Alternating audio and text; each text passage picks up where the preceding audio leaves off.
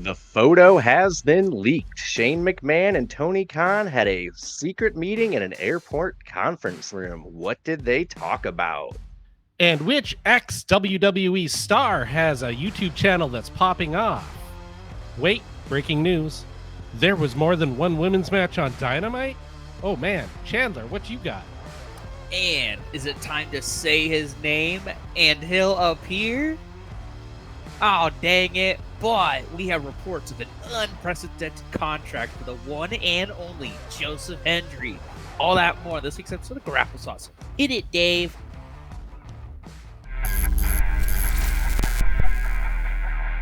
Hey, Daver here. Welcome to the show.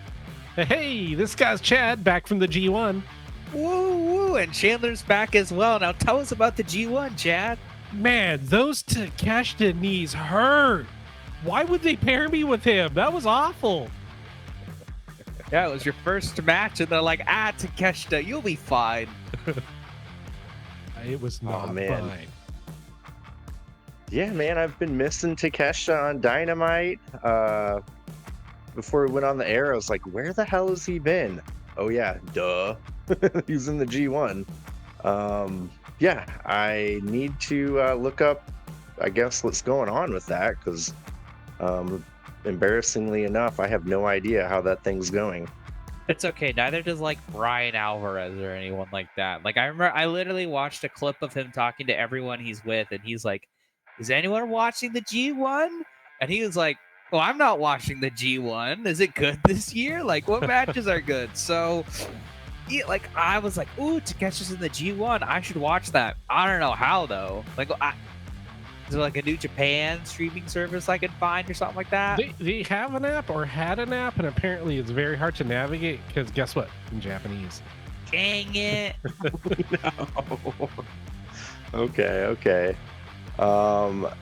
Yeah. Takeshita doing that thing. But we did have another member of the Don Callis family on Dynamite tonight. Two. Good golly, yeah. Roosh and our buddy Kyle Fletcher doing a little stuff. But yeah, do you guys want to talk about a little news? What's in the news? Yeah, we've got a photograph of Shane McMahon and Tony Khan meeting in a airport conference room. Pretty interesting because like a week or two ago, there was some chatter about him being interested, about reaching out to AEW. Then we had Tony Khan denying that they had ever talked and he had never met him. And then we got the Mercedes Moné by chance meeting, talking to him in an airport. And we don't know what they talked about. But yeah, then we got this. Tony Khan looks kind of surprised in the photo. Like maybe it wasn't supposed to be taken, but man, that's hard to believe for me that anything leaks in AEW without Tony Khan letting that happen. Yeah, they had their little meeting. No one really knows what they talked about.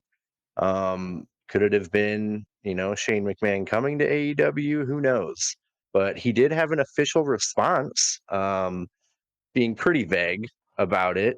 Yeah, we got cage side seats here with his quote. Yeah, Shane McMahon said, Tony and I were connected through a mutual friend, and we had a great meeting. We talked about things, mostly about our shared love for the business and the rewards and challenges of working with family.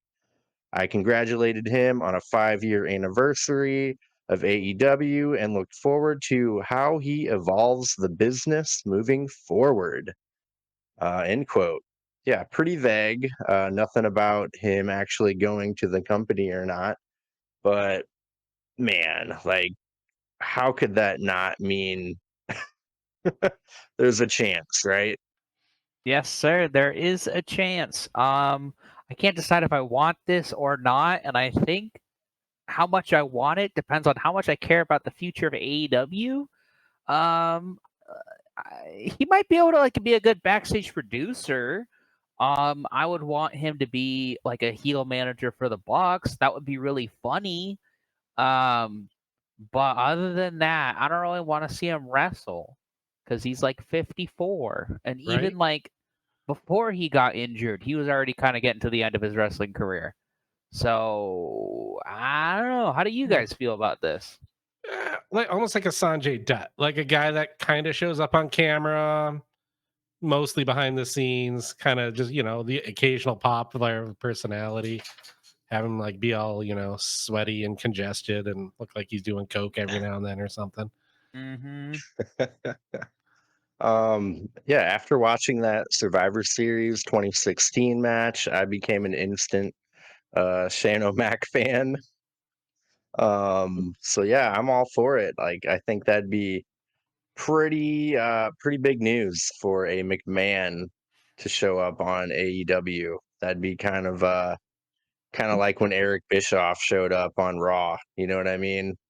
Uh, it'd be pretty big. Like I think yeah, maybe he shouldn't wrestle. Maybe if he did, he just like had a few matches. I think Darby Allin would be a fun choice. Both of their Daredevil styles. uh, what if instead of like we're all thinking it's gonna be Hook versus Jericho at All In? What if it's Jericho versus Shane O'Mac at All In? Run back to that classic. Yes, yes, yes, yes. Shane McMahon, Yeah, the yeah, all-conquering babyface, takes the FTW title off of Jericho. yeah. Yeah, I think he would be great as part of the elite. I think that'd be pretty ironic. And maybe he could be like an authority figure for Dynamite too. That could Yeah, that could maybe work. yeah. Now that Chris Daniels is dead, Yeah, he Yeah. did die at Blood and Guts. No one really mentioned that, and I right? honestly Like, forgot it was about it. hilarious how they just no sold it. Like, oh, he's just laying there. Yeah, the referee just walked in and was like, "All right, let's do this coin flip." Like, don't you see the dead man right there? Yeah, yeah. So yeah, I'm all for it. I want him to show up. I think that would shake things up quite a bit.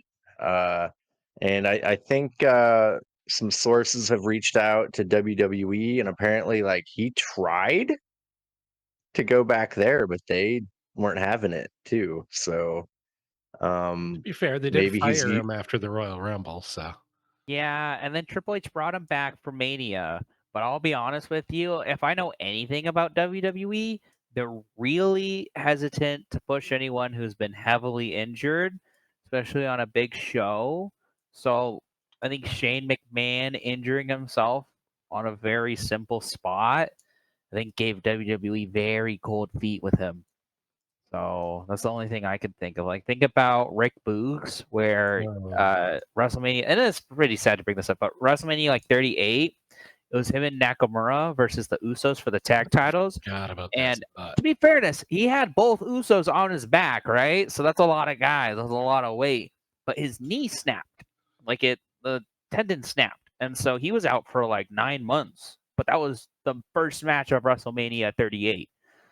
So I'm sure they're like, you kind of let us down on a big stage. So, nah, never mind.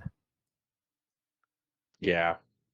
But yeah, we'll have to see what happens if he shows up at All In. I think that'd be the time to do it, wouldn't it?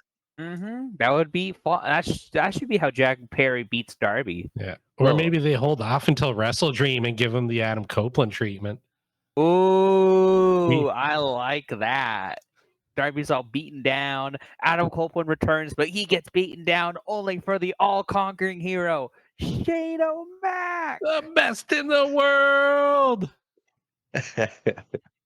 Yeah, it'll be fun. Yeah, I want it to happen. Crossing my fingers. But yeah, moving on to another story here. Apparently, the WWE has entered a partnership with Wingstop, and their logo will be featured on the SummerSlam mat. Let's see, on Thursday, according to Wrestler Observer Radio, The WWE issued a press release announcing Wingstop as a presenting partner of SummerSlam 2024. The sponsorship deal includes 2 Wingstop logos being placed on the SummerSlam corner mat. That's in addition to the Prime logo that's featured in the middle of the ring at every WWE PLE. Are there too many logos Yeah. going on here, guys? Yes. Yeah, all they need is the dude wipes thing on the corner posts just to complete that story. Because you eat some Wingstop, drink some Prime, you're gonna need some dude wipes. Well, I don't know what the last. Did you watch WrestleMania at all, Dave? No. Because essentially what they're doing for all these matches is, you know how on Dynamite, right? There's those big LED lines or signs that all around. They say like AEW Dynamite, AEW Dynamite, right? On pay-per-views, each match or like most of the matches are sponsored by a certain thing. So those LEDs are also a product. So the men's Money in the Bank match was sponsored by the boys. So it was the boys, the boys, the boys, the boys, all the way down. And the reason Chad keeps bringing up this dude wipes thing is because during the Jimmy and Jay Uso brotherly conflict, big bloodline payoff match at WrestleMania, it was sponsored by Dude Wipes. So all you could think about while you watch these brothers duke it out is wiping your ass, but manly, because it was all over. Yeah, So we just kept shouting dude wipes during the whole match. It was great. They're gonna have that LED strip of product placement, and then the Prime bottle in the middle, the Wingstop things on the corner, and then there's a Prime rehydration station on the outside. Now, the one thing I will say about that is I like to make jokes about it because it seems like every like night the wrestlers go through it or they beat it up or whatever, and that's the wrestlers silently fighting back because they hate that that's there. Yeah. So they're like, I'm just gonna like run into it and like Oh destroy no, it. I got it in my eyes. Well, it's better than getting into your mouth. I was joking about it with my friend. That's pretty good. I gotta give Chad credit for that. That's pretty good. Prime is disgusting. I was joking about it with my friend, and I was like, if I was a wrestler, what I would do is I would take one punch like in the middle of the ring, and then Shawn Michaels sell myself like all the way out the ring, like ow, ow, and then like pull over the Prime bottle and throw it all around, and then get back in the ring like nothing happened. Yeah.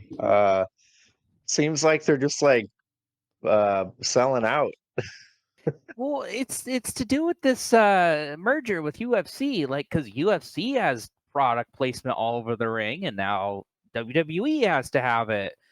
And to give Vince McMahon credit for one thing, he used to always say that that wrestling ring is sacred, and you don't want to put any sort of like product placement or anything on that ring, just to keep it nice and pure. You know what? I like that. I appreciate that, and I don't think we're ever going to go back to that. Yeah. Yeah, I mean, we all know I don't prefer WWE, but even I feel like it's like too much distraction Yeah. from the actual professional wrestling Yeah, it's gonna start or looking like sports NASCAR. entertainment. Yeah. Uh, Well, when you watch Drew McIntyre and CM Punk's blood feud coming to a culmination, aren't you just going to want to order Wingstop afterwards and drink some Prime with it? Come on. Nobody wants that. yeah. So yeah, I thought that was pretty interesting. Um, logos, man. You gotta have them, I guess. Yeah, then contrast to AEW, they did their uh, they've got DraftKings on the turnbuckles. I don't think every Dynamite, but almost maybe every Dynamite. Yeah. Then they did the Like a Dragon match where they had the ring with that logo on it. Remember Chad when AEW started, the big AEW logo was right in the middle, Yeah. and then they got rid of that pretty quick. But I really liked Yeah. that. It was just I thought that was awesome. I mean, it was too busy. I like to focus on the action. I don't need all the graphics and stuff there. Yeah.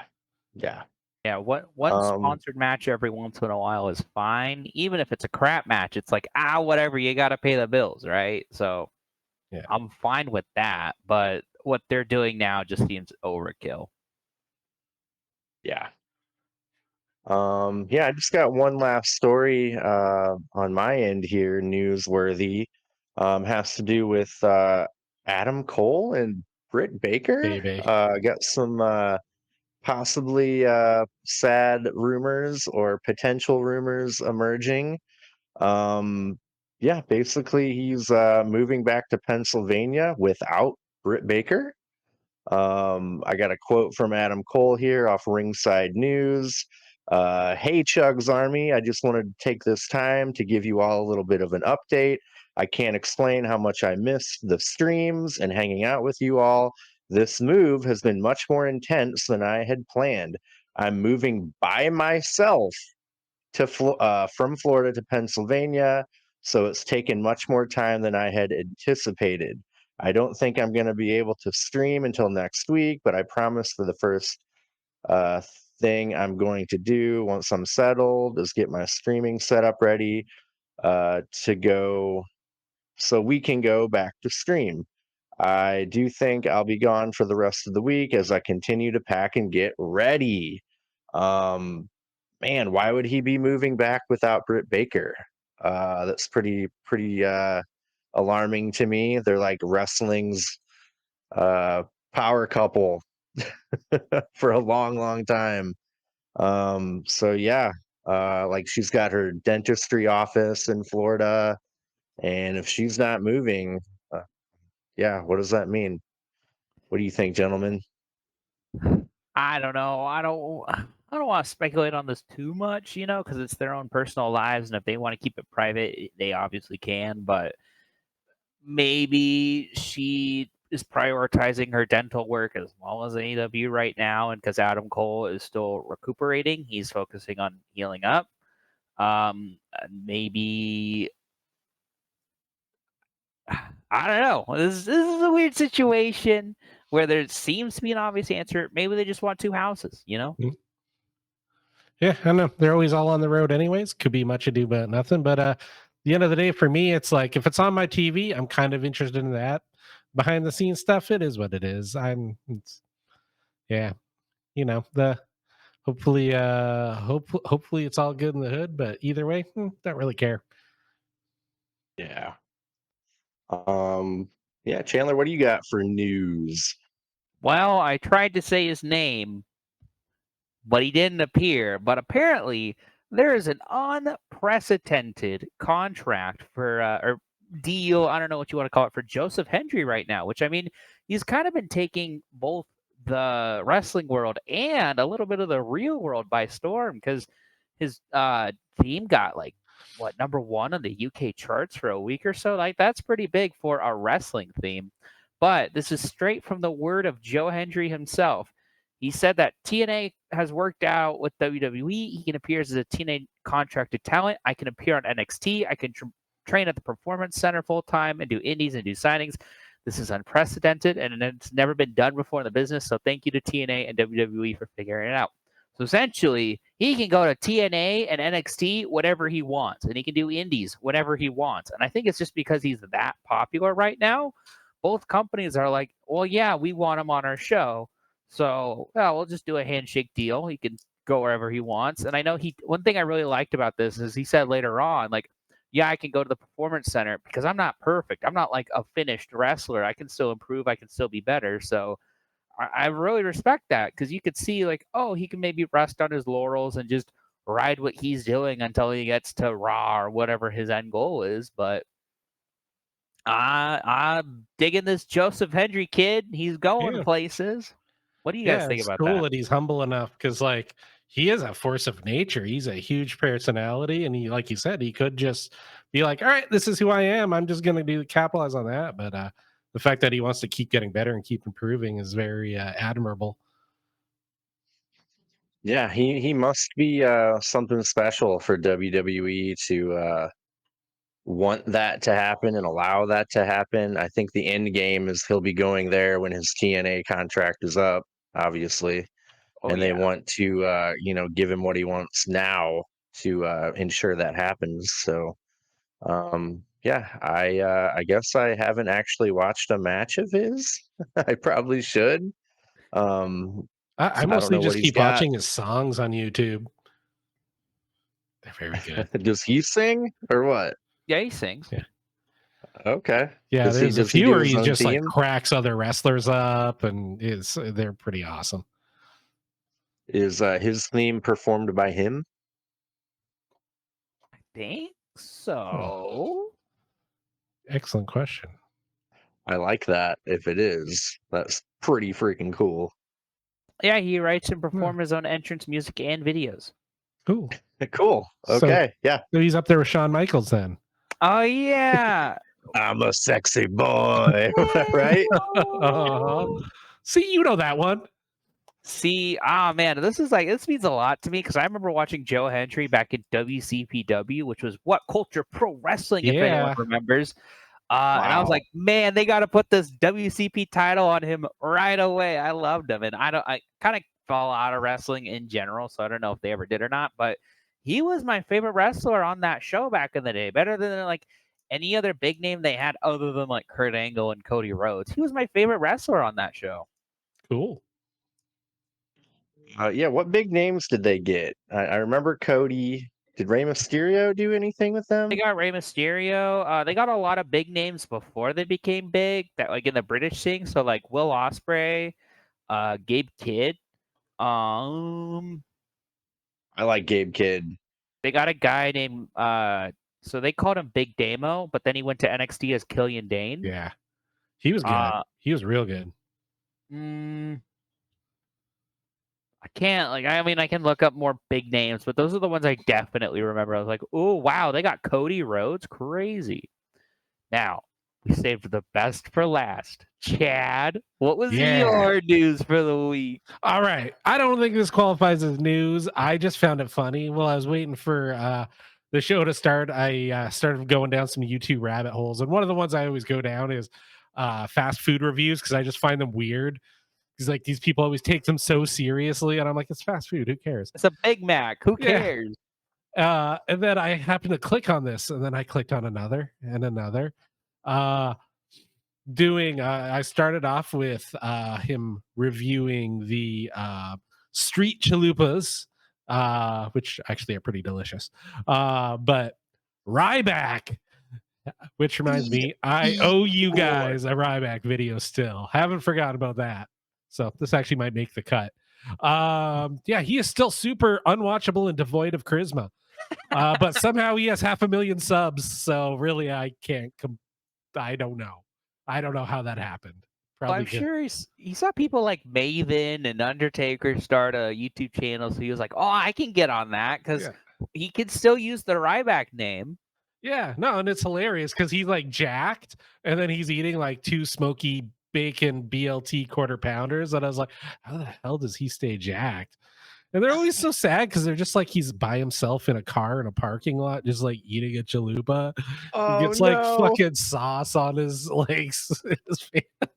Okay, to be fair, I have watched a few fast food reviews in my day. Those are they're always in the car. Yeah. Which is like, why would you do that? That's like when I eat in the car, it's because I'm going somewhere. But they just park in the parking lot and they're like, all right, guys, here's my street chalupa from Taco Bell. Ooh, ooh, ooh. And they take one bite and they're like, it's okay. And you're like, no shit.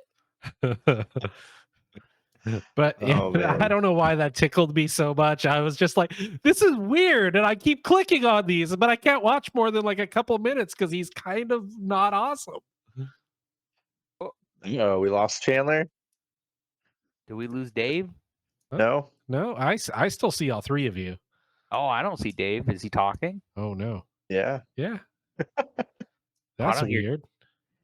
I didn't see you for a minute. I'm gonna leave and come back. This is weird. That's strange. Yeah, no, it's weird. I see all 3 of you. Huh. Let me make note of the time to make Hello. Yeah, Dave, you just disappeared. I was like, oh, did we lose him? You disappeared on me. Oh, really? Weird. Yeah, but it was all fine on mine. Cool. Sorry, I had to edit out a poop break for Chandler. Yeah. The other day. Cool. Yeah. All right. But yeah, I get the I get it now. Ryback's got a food channel, Feed Me. Oh, I get Yeah. it. Feed me more. Okay. Ding, Yeah, I ding, think it's ding. called Feeding Time.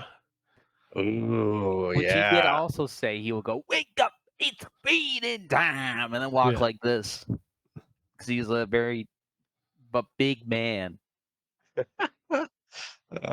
Good stuff, man. Cool. Yeah, I guess that wraps up all the tantalizing news, huh? Yeah. Ooh, nah, I'll wait till the end. Stay tuned. I have something for the end.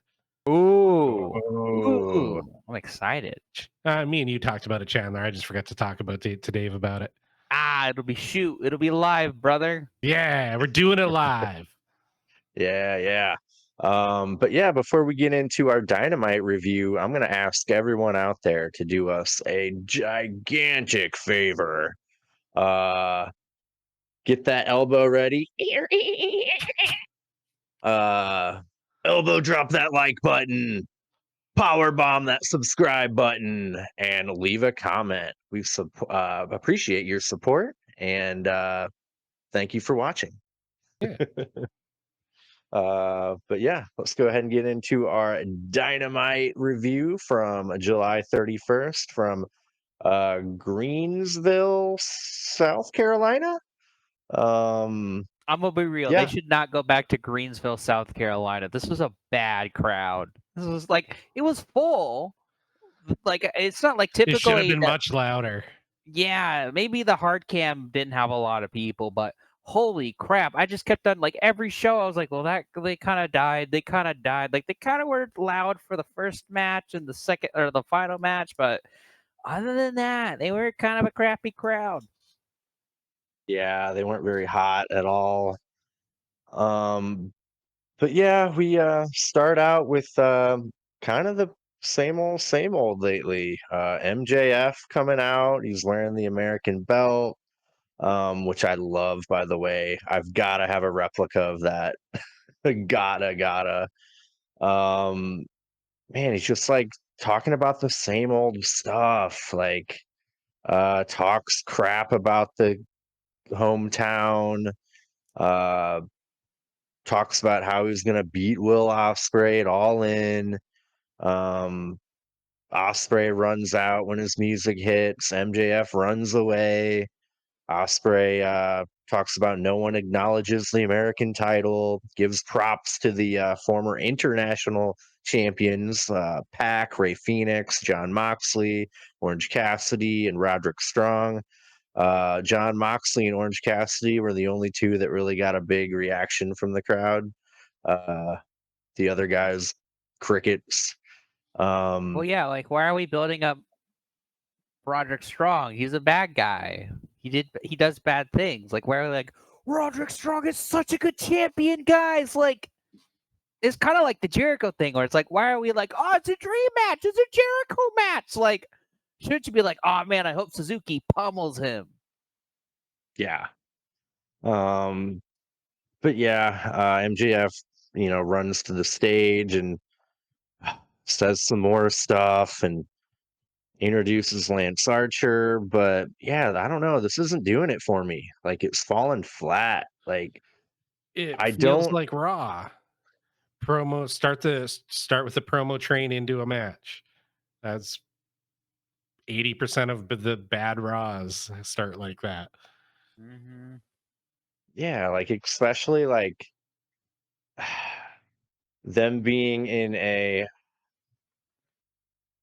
rah rah America kind of like, I don't want to call it Southern, but mid Atlantic state, trying to have a British guy put down the American champion, and put over the British flag. And in my hometown, London, I'm going to beat the crap out of you. Like there's a disconnect there.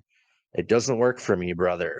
If they were doing Um, an international Dynamite tour, where like 5 weeks of Dynamite were in, like in Europe, like just in Europe, and this was all to set up for All In, then maybe I could understand. but he's coming out as an American champion in places that are probably going to be excited to see an American champion. And then he goes, "Oh no, not you guys! You guys stink like Will Ospreay. Ooh, got him." The only thing I liked how he called him a red coat terrorist. That was kind of funny. I kind of giggled, but like, it is just the same old, same old. And then I said this before. I'll say it again. I don't care about the international title. I like it, but like, I'm not like, oh, MJF, you bad man, how dare you? You named all 5 of the previous champions. I care so much. Ooh, like, again, you should have changed the TNT title, because then you could be like Adam Copeland, Christian Cage, Scorpio Sky, Cody, Sammy Guevara, Wardlow, Powerhouse Hobbs. Look at all these people that matter. Darby Allin, look at all these people that matter that have held this title, and it means something to, AEW, and you changed it. This is Brody Lee held this title, and you changed it. What's wrong with you? That I could make justice with. But this, I just don't care, because like, I just think it's funny that MGF changed the title. I think, Dave, you said it. The titles are the best part of this segment because it's funny. Yeah, I love the belt. It's beautiful to me. But yeah, I don't know. It's just not working right now for me. Like, they're just like doing the same thing over and over. Like, hearing MJF talk now is just like background noise to me. Like, he's not saying anything of substance that isn't, the same old crap. Yeah, So, zinger, make fun of the city, make fun of their local sports team. You have crooked teeth, you smell. Peace. yeah. I'm going to fight you, but not today. Ooh, you MJF, how dare you? Yeah. I do miss the old MJF trope, though, of I'm going to fight you after you win these next 5 matches. He making people fight a gauntlet before where he was the end boss. That was kind of a good trope for a while. Yeah, that would have It been more was. interesting than immediately last week, where Tony Khan, they had said, "Oh, it's going to be the rematch at All In." Like, yeah, already. Yeah, I mean, we got Chris Jericho v Nick Gage out of the deal. That was awesome. I liked that. Yep, the pizza cutter spot with the Yeah. Domino's pizza ad during picture in picture. He holds up the bloody pizza cutter during a picture in picture Domino's pizza ad while they're cutting a pizza. They were ballsy. pissed. Domino's was pissed. That is funny though. That's ballsy though. Ugh. Yeah, to be fair, I don't think he knew what the commercial was going to be playing under it. It was just like weird happenstance. Cosmic coincidence. Yeah. That's funny. Oh, but yeah, anyway, MJF introduces Lance Archer to come out for the match, says everybody dies. Archer choke slams Will Ospreay as soon as the bell rings. Archer overpowers Ospreay for a while. Will Ospreay dives on Archer to the floor, but Archer body slams him on the floor.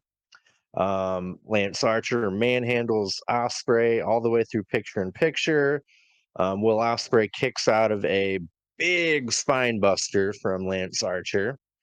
Ospreay gives Archer a Spanish fly in the ring out of nowhere in desperation. That was pretty cool. Ospreay counters an avalanche choke slam with an avalanche Spanish fly. Also, that was kind of cool. Will Ospreay hits Lance Archer with a Os cutter.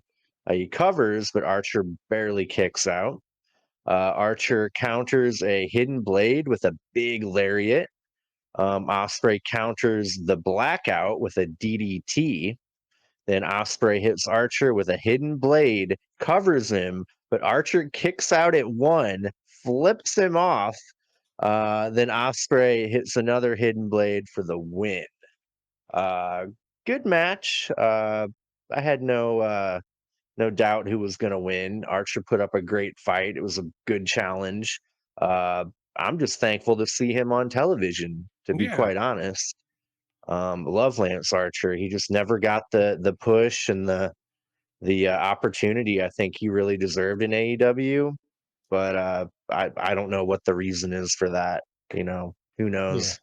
Yeah, I think injuries had a Uh, bit to do with it. But no, it was cool. Like I heard a review, I want to say probably What Culture, and they kind of put an interesting spin on it for me, which is they felt like this was the first time it felt like Will Ospreay had a really good television match that wasn't like him trying to like take a pay-per-view spin, because every match he's had has just been epic. They're like, this is what a Will Ospreay TV match looks like, because like they feel like he's kind of really getting into the rhythm of TV wrestling as opposed to these big like Japanese and pay-per-view epics. Then he tried to like condense them down into a TV match. They're like, it was good, and he sold like a champ. He bumps like a champ. Like he definitely made Archer look like a threat. Like it actually felt for me, which is something that AEW kind of has a problem with, which is having good big men matches. It felt like he changed his style enough to be like, oh, I have to combat this big guy style as opposed to just kind of do my own thing, and then I just happen to be fighting a huge dude. So I don't know. I liked it. I thought it told a good story. I thought it was fine. Nothing too special. I liked that top rope Spanish fly. That was pretty tasty. But other than that, I was just like, it's an average Osprey TV match. Wasn't bad. Just didn't stick out to me. yeah, I do agree, Chad. Like Osprey did a great job of selling in this match. I really liked when Archer put Osprey up in the corner on the top turnbuckle and then ran up and gave him that like knee in the chin. And Osprey just grabbed his chin. Like, dude, it looked like, he sold that really well. I thought like, oh, he might have got hurt with that, but just sold it really well. Really good stuff. Um, After Osprey wins, MJF runs out and attacks Osprey, gives him a brainbuster. Kyle Fletcher runs out to make the save.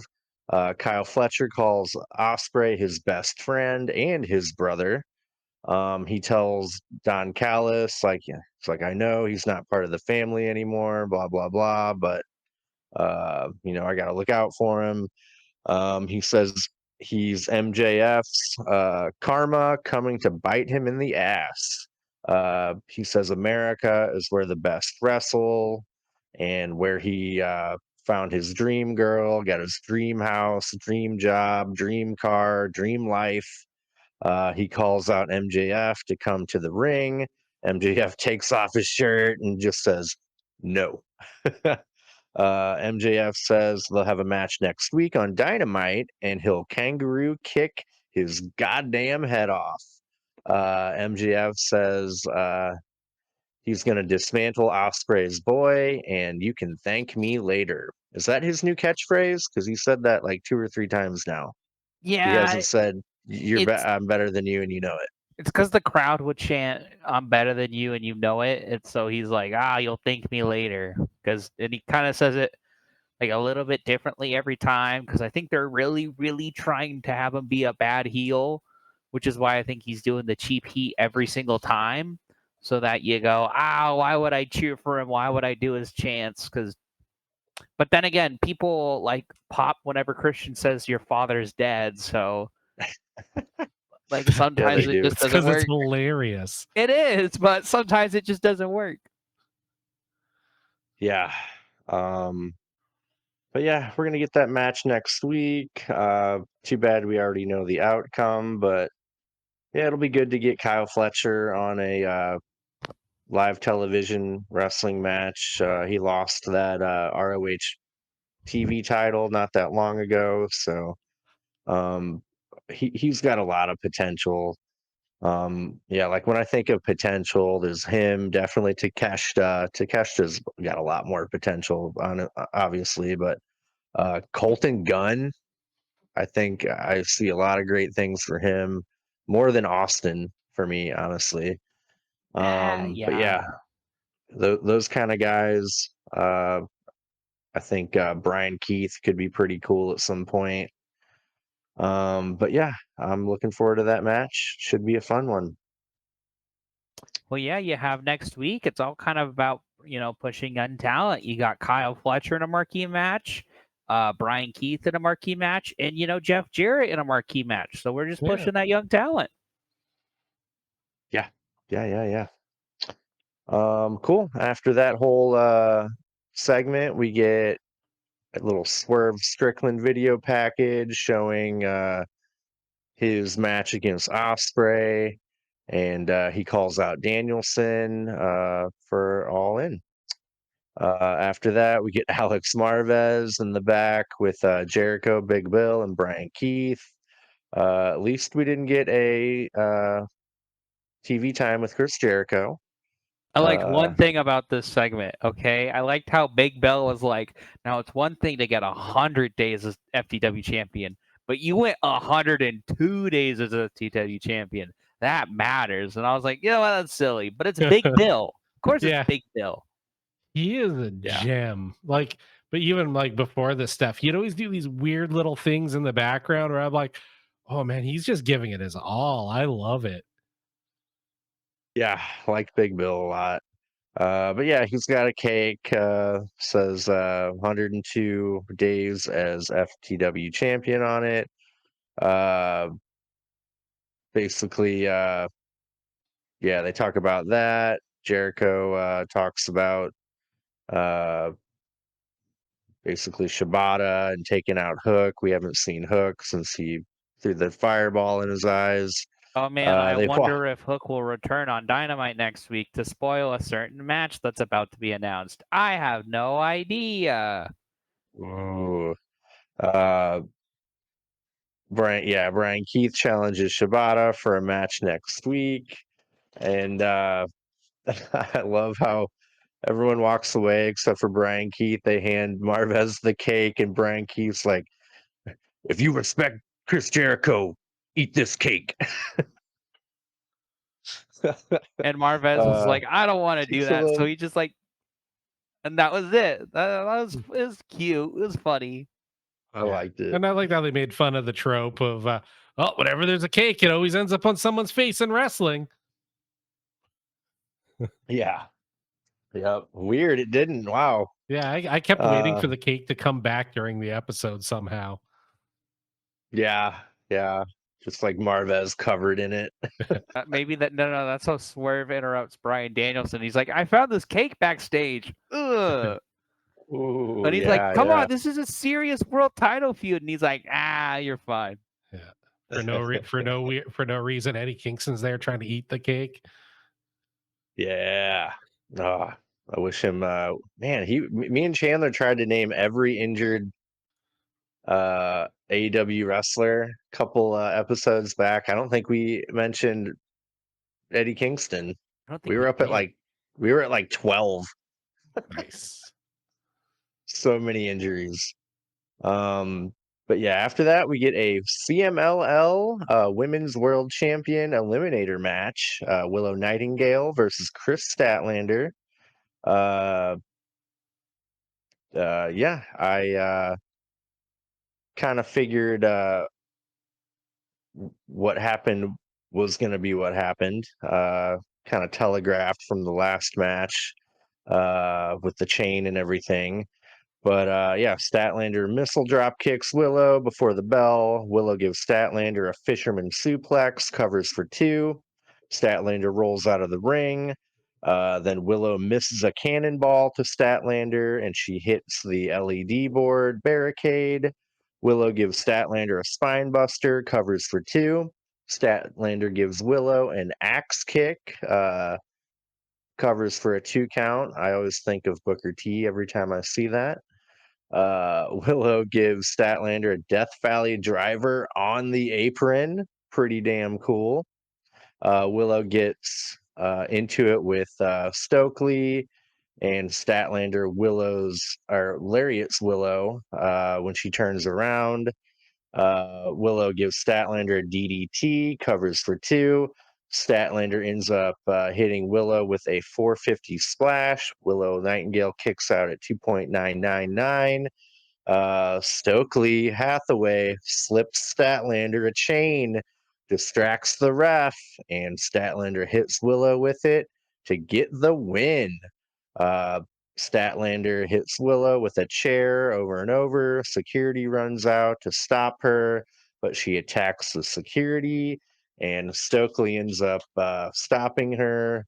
And I think Excalibur alludes to like he wants her to save it for the match. So yeah, that'll probably be at All In, hopefully. I want 3 women's matches on the main card. That's how, and then they'll get around it by being like, oh, it's for the CMLL women's title. So, ooh, but yeah, I just all I want really for All In. I want Swerve to win, and I want Chris Statlander and Willow on the main card. Which one of Yeah. those is more unlikely?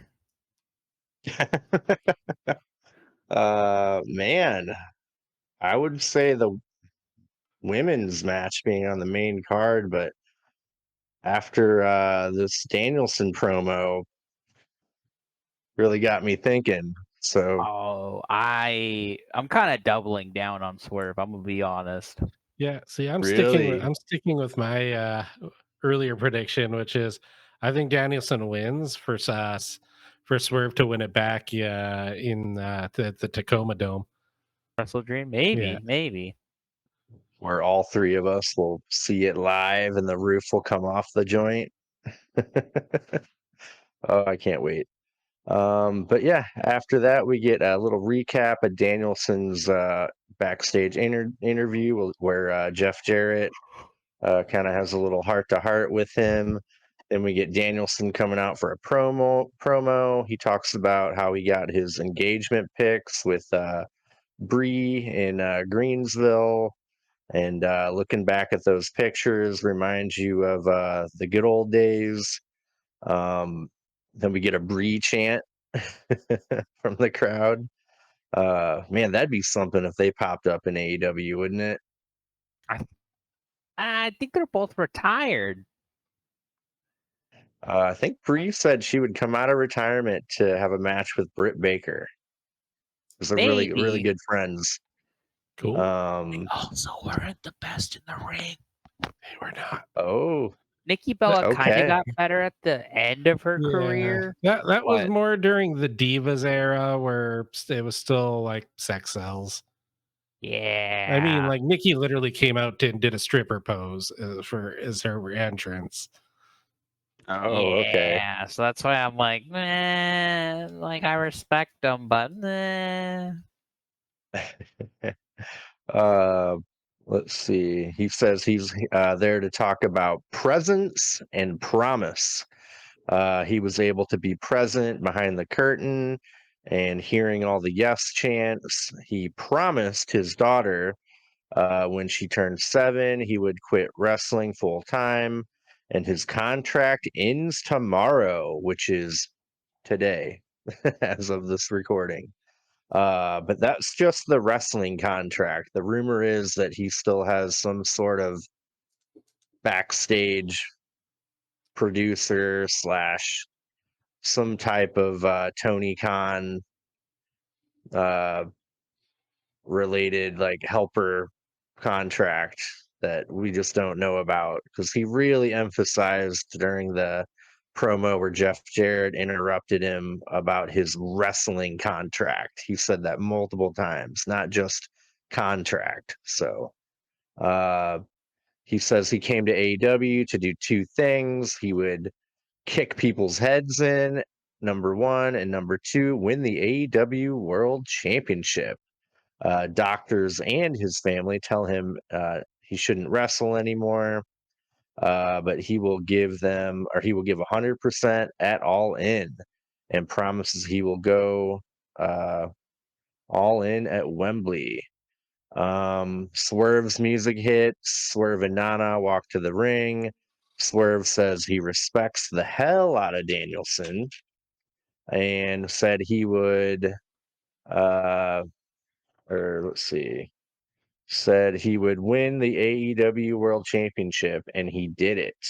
He tells Danielson, you said you would kick everybody's head in, and it looks like he couldn't handle it when they started kicking back. Ooh. Swerve talks about all of Danielson's big losses in AEW, and his body can't handle it anymore. Swerve promises he is the most dangerous man in AEW, and Danielson won't walk out of All In champion, and he may never walk again. Danielson has one more promise. If he doesn't win it All In, he'll never wrestle again. So it looks like it's a title versus career match now, adding some stakes to it. Swerve shakes his hand and accepts and says that he's being very noble, but don't keep that promise with me. Keep it for your family. Oh man, he's getting personal. Yeah, he's definitely got to be the heel for this feud. So, That's what uh, people said for Osprey, and he still didn't really turn heel. He was a little bit more heely, I guess, but a lot of people are like, "Oh, he's gonna turn heel for Osprey," and he didn't really. Yeah, there's more of like what they throw the term situational heel, which is of the two, he's more heelish. He's not a heel, but he just kind of has to fulfill that role because I mean, Bryan Danielson's just beloved. He's basically Sting in this situation. Yeah. All right. I want to know where you two stand. Who do you? I know Chad thinks Danielson is winning. Dave, do you think Danielson is winning? I do. See, I'm all in on Swerve. You know why? Why? Shawn Michaels was a big inspiration for Bryan Danielson getting into this business. And how did Shawn Michaels retire? Not Crown Jewel 2018. We don't acknowledge that. But it was WrestleMania 26, the main event. It was title versus career. And Shawn Michaels retired before he could still have gotten back into the ring. He could have still wrestled. He retired on top. And so I think Danielson, in like honor of his mentor, is going to actually try to retire while he could still theoretically go. Maybe Okay. that's just copium because I want Swerve to win this, but I'm also like, why would you have Swerve beat Osprey, the biggest guy in this company right now, arguably, and have him lose to Danielson? To me, that doesn't really make a That's an whole okay lot of point sense. too. Either way, this is for me the most compelling thing going on right now. Like I don't really care about the outcome so much as I'm just happy to be along for the ride. It's great. Like Swerve has a special ability to like grab distill the feud down to its main points and just take that and make it personal. Like, oh, you're injured, you're a legend. Like he just goes for the throat. It's amazing. Like in one 5-10 minute segment like of those two interacting, I'm hooked now. Like holy crap. Immediately now it's like, oh man, what, 3 more dynamites to go? Oh boy. Wow, only 3? Holy crap, it's going to Yeah. get here before we know it. Yeah. Yeah, I'm with you, Chad. Like, I want Danielson to take it now, and then Swerve win it back at Wrestle Dream.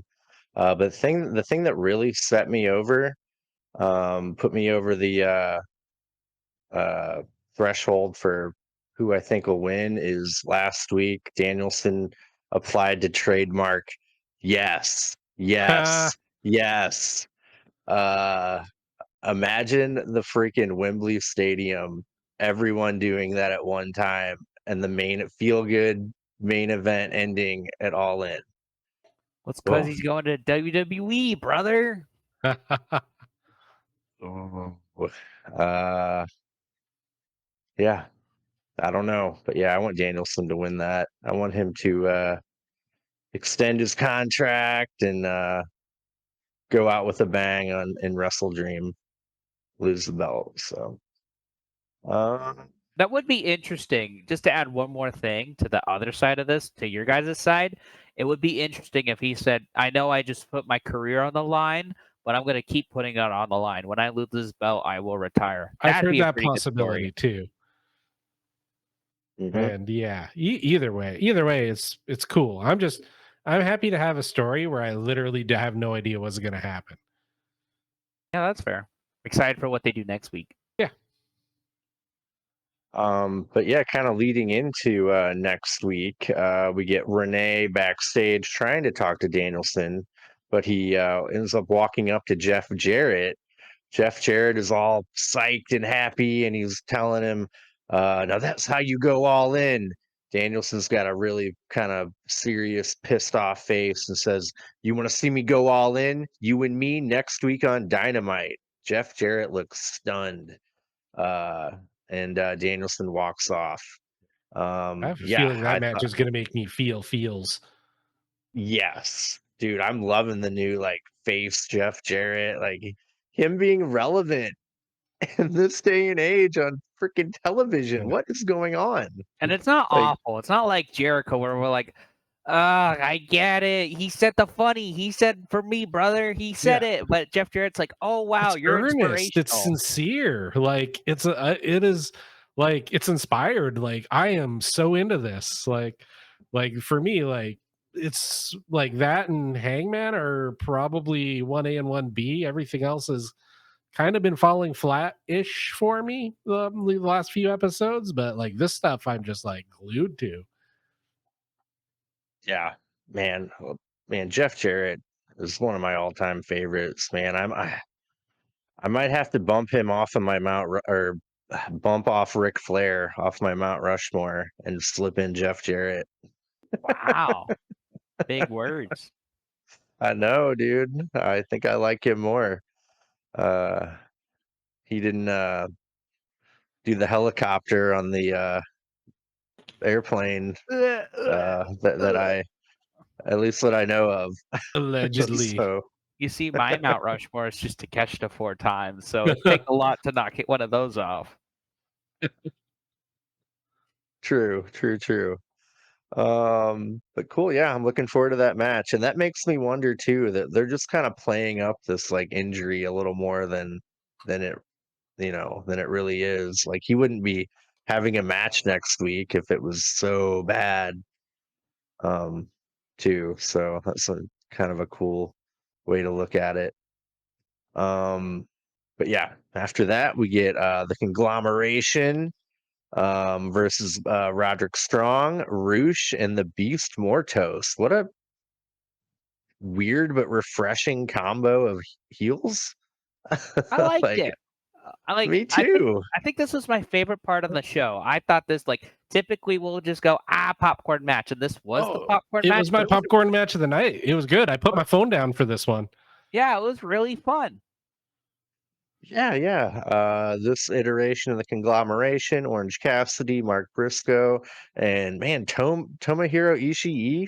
Freaking love that guy. Good Okay, lord. want to hear something funny? So he Yeah. wasn't announced for the G1, and it was because he's healing up from injuries. But he's been on AEW for like months now, and I'm not complaining. But it's funny how they're like they just lied. Like they could have just been like, "Oh, he's gonna go to Yeah, AEW for yeah, a bit." he's on excursion. That's what they always Yeah, call it in Japan. yeah, just call it that. But no, it's he's healing up from injuries by what? Getting backbreakered by Roderick Strong and Yeah. speared by Mordos. Is that healing up from injuries? By the way, I told The Dave Shield. my fantasy booking. Chandler needs to hear this one. Ricky Starks and the Beast Mortos. Rick and Mortos. No. That would be funny. would The be funny. t-shirts. They would sell so many t-shirts. But they Oh just yes. hate each other, and they're like, "I don't want to tag with you," and they're like, "But the T-shirts, guys, come on!" Oh man, dude, Mortos is something special. I feel like they're giving him a lot more shine. Um, Hopefully they'll give him a little bit of a push. I'm gonna say But something yeah, crazy. I'm gonna say something really crazy, and it's only because they announced for Collision. It's gonna be a 8-man tag match. Darby Allin and Mark Briscoe, FTR versus the United Kingdom and Mortos. What if they put the Mortos in the United Kingdom? I'd be fine with that. I'd be fine with that. And that would like it'd be like, oh, we have this beast on a leash, and we just go, go get him, beast. And then Wardlow comes back and he's like, what the hell? I thought I was your beast. And then Wardlow versus Mortos. Wardlow's not coming back. Well, they just got to get titles back in the Devil Dumpling Gang, and then Wardlow will come back because he's got to defend the titles. Did Roderick Strong lose the or did that happen yet? The Yeah, Mark death. Briscoe won. No way. I thought he was Roddy was gonna win that. So did Damn. I. Like, okay, good for Mark. You know, I think it was technically his first defense, so wouldn't really want him to lose in his first defense. No. Um cool, yeah. Apparently Athena, I think she retained. I don't know what was up with her broken foot, but uh kind of a sidetrack here. She did an interview where apparently like they're trying to lay the seeds for her to come back to AEW. Kind of like how they've been showing just like a couple things of her every now and again. I guess it's on Rampage or maybe Collision where they're kind of like having a couple backstage segments with her and Billy Stark and apparently uh, who's the backstage and Lexi Nair or they're both like her minions or whatever. So they're like doing those little segments and but yeah, they're working on it. She says she like keeps in touch with Tony Khan about it pretty often and it could happen sooner than later. So Cool. God, we Do you need her see? back. Do you see Queen Amanada hit Athena with a Tiger Driver 91 in their match at Ring of Honor Death Before Dishonor? Yeah, did you not see that? No. No. Oh, I should have sent you this meme. It's hilarious. It's literally something like Will Ospreay. And he's like, "No, bro, I'm not gonna hit the Tiger Driver on MGF, even though he literally paralyzed. Oh, Danny Garcia." And then it's just Queen Amanada to be like, I'm gonna paralyze Athena so I can win. Nice. Okay, Queen Aminato's a badass. I like her a lot. At least she's doing things like she didn't just disappear. Like things happen on Ring of Honor, like apparently. Well, did you So see Lee Moriarty beat the Great Yuta for his title? And Oh, hell then yeah. yep. Red Velvet beat Billy Starks for I her heard about title. that. Hmm. Dude, yeah. But I mean, they're doing some cool shit. I just hope with the new deal they get some kind of like I don't know, hour long something on some TV. Like I don't want to pay $10 a month for that crap, but I'll watch it on television. That should be their developmental. And apparently Tony Khan's done some interviews about how he's leaning towards making it an AEW brand, like AEW Ring of Honor, and just kind of Oh, cool. incorporating it and officially turning it into the developmental brand of AEW, which I think is probably a good idea. It kind of already is the developmental, so why not? Like, it's not like there's anything crazy happening on it right now. No, no.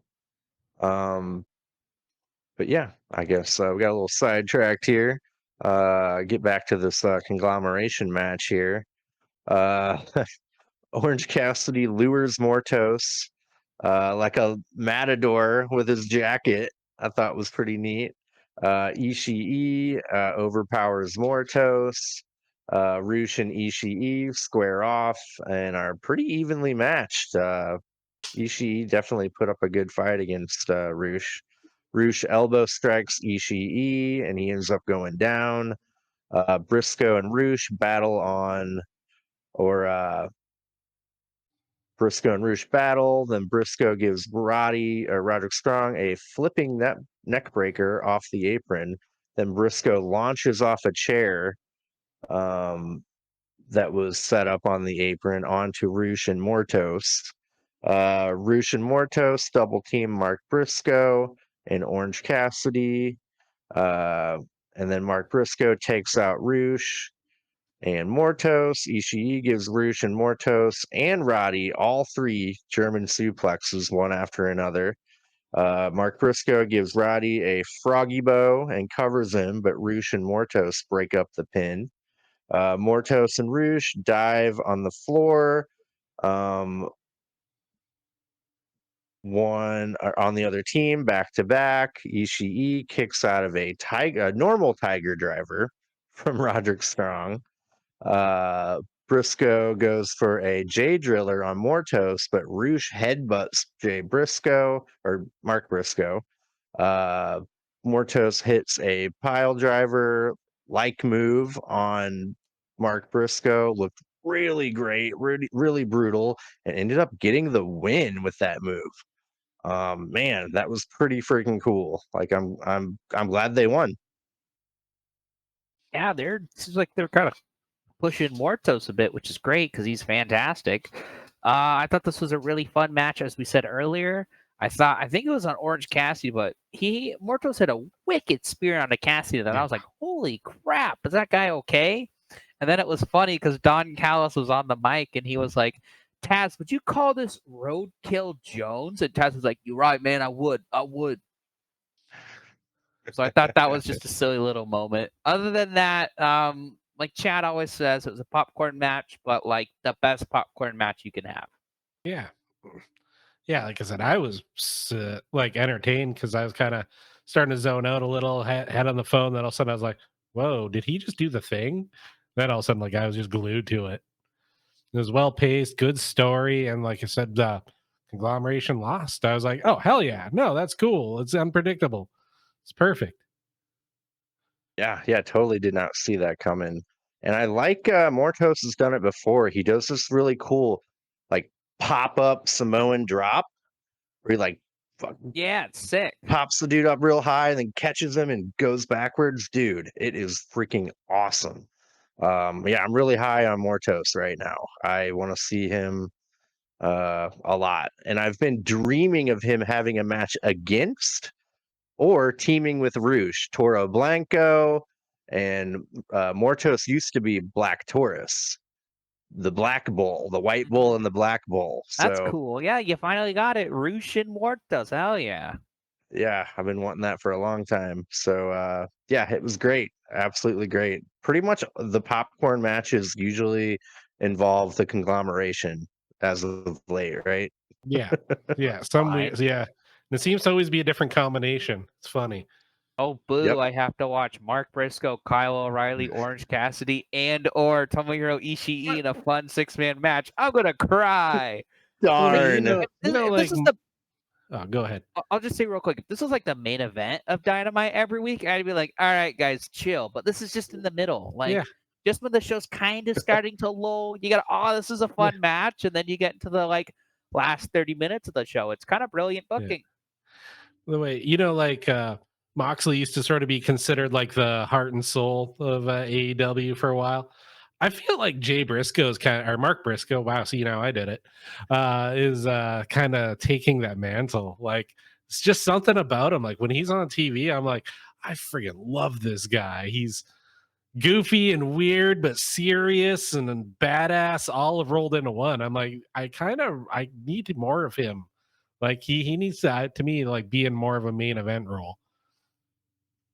Did you get like a small like bushwhacker vibe about him? Yeah, maybe that's Not why. crappy bushwhacker, but like a good kind of bushwhacker vibe. Yeah. He's a little goofy, yet he can go. Like, dude, yeah, he's the heart and soul right now. Like, love everything he does. I thought Roderick Um, Strong also looked really good in this match. Like I haven't really been impressed by Roderick Strong in a while, but I was like, oh yeah, I remember. I used to really like Roderick Strong. So just give a little kudos to him. It was a pretty, like all in all, pretty fun match. Everyone Yeah. delivered. yeah. So yeah, after that really cool match, we got an Acclaimed promo. They call out FTR uh, on their own territory, calls them scared. I have a bad feeling Says about this, by the way, but go ahead and finish, Dave. But I have a really bad feeling about this. they're gonna show up on Collision to find FTR, and it's time to nut up or shut up. Yeah, I don't know. I'm not really like into their backstage promos right now. They're not really doing it for me. I think FTR is going to say, how about you put your tag team contendership on the line and we'll have a match. And then FTR will win.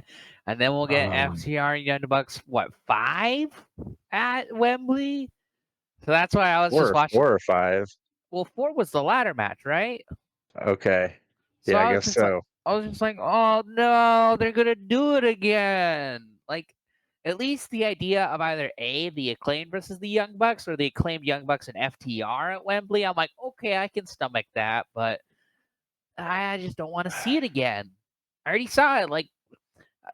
I know this is crazy. I don't really like the FTR that much. I like the Bucks, but I don't care to see them again. I don't want to see FTR beat the Bucks. But put someone else over for God's sake, please. Yep, like a private party or I was thinking Private Party. It would take a lot to build them up there, but they've beaten the Bucks before. You could Yeah. just build it off Mhm. that. Yep. I freaking love Private Party. I always have. Um, ever since they beat him in that eliminator match in the beginning in AEW, it's like, oh, these guys are gonna go to the moon. Like, oh, wait, Well, then they came back and we were like, man, the tag team division is heating up. Yeah. maybe not. Yeah. Uh, Hey, look, it's acclaimed in FTR. Cool. And ooh, the United Kingdom. ooh, Dumpling Gang. Uh, Yeah. yeah, there are only like 3 like main event tag teams, period, in AEW. Like that's all we have.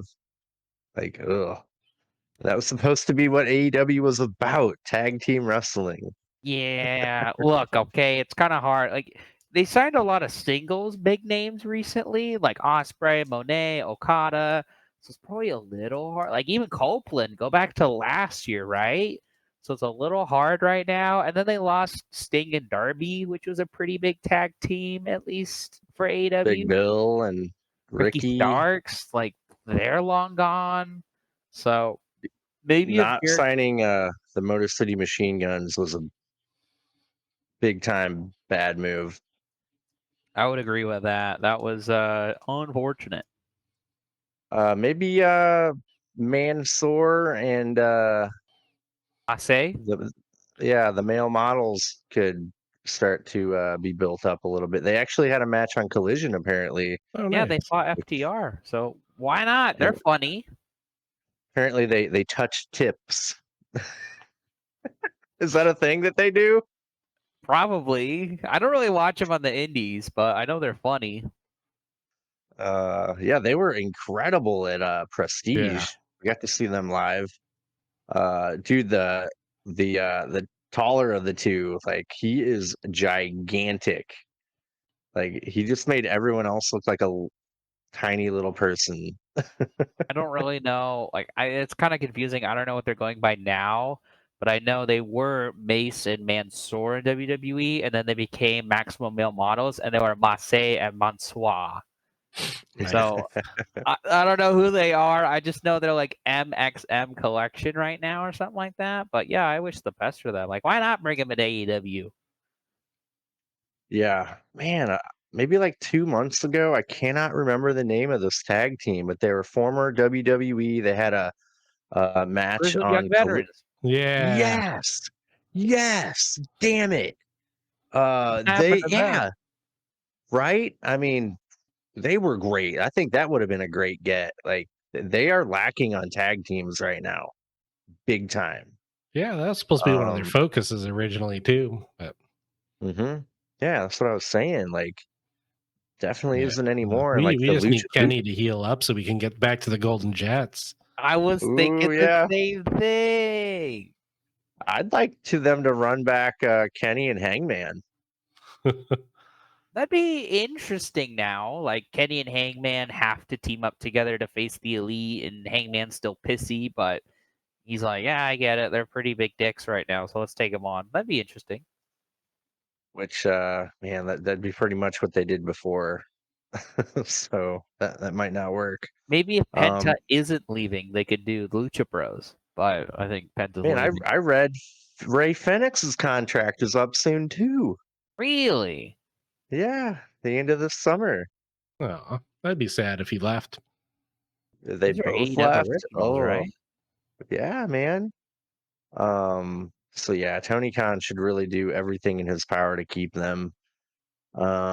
Hopefully we get a big Warner Brothers Discovery deal announced here soon too, which I mean the time is running out on that. Uh so yeah, hopefully he'll get some extra money. But cool, yeah. Next up, we got a I loved it. Really great Mariah May sit down with Renee Paquette. I like the backstage setting. Mariah May can be a little more like kind of quieter. She can kind of act out her evil side a little better without the crowd ruining it for her. She's just sitting there on the couch, not looking thrilled to be there. Basically, Renee wants to know why she did what she did to Tony Storm. She says she wanted to be just like Tony Storm, and she gained her trust and her love, and she got closer to her than anyone else. Then she sliced her open and wore her skin. Dude, oh, Hannibal Lecter vibes. I love it, dude. Love it. Evil.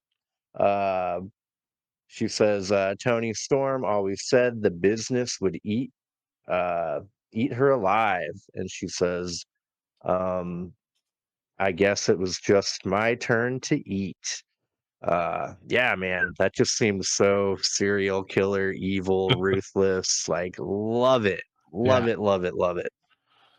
Yeah, I enjoy the sinister turn this it took. It's kind of like went from like slapstick to oh my god, real quick.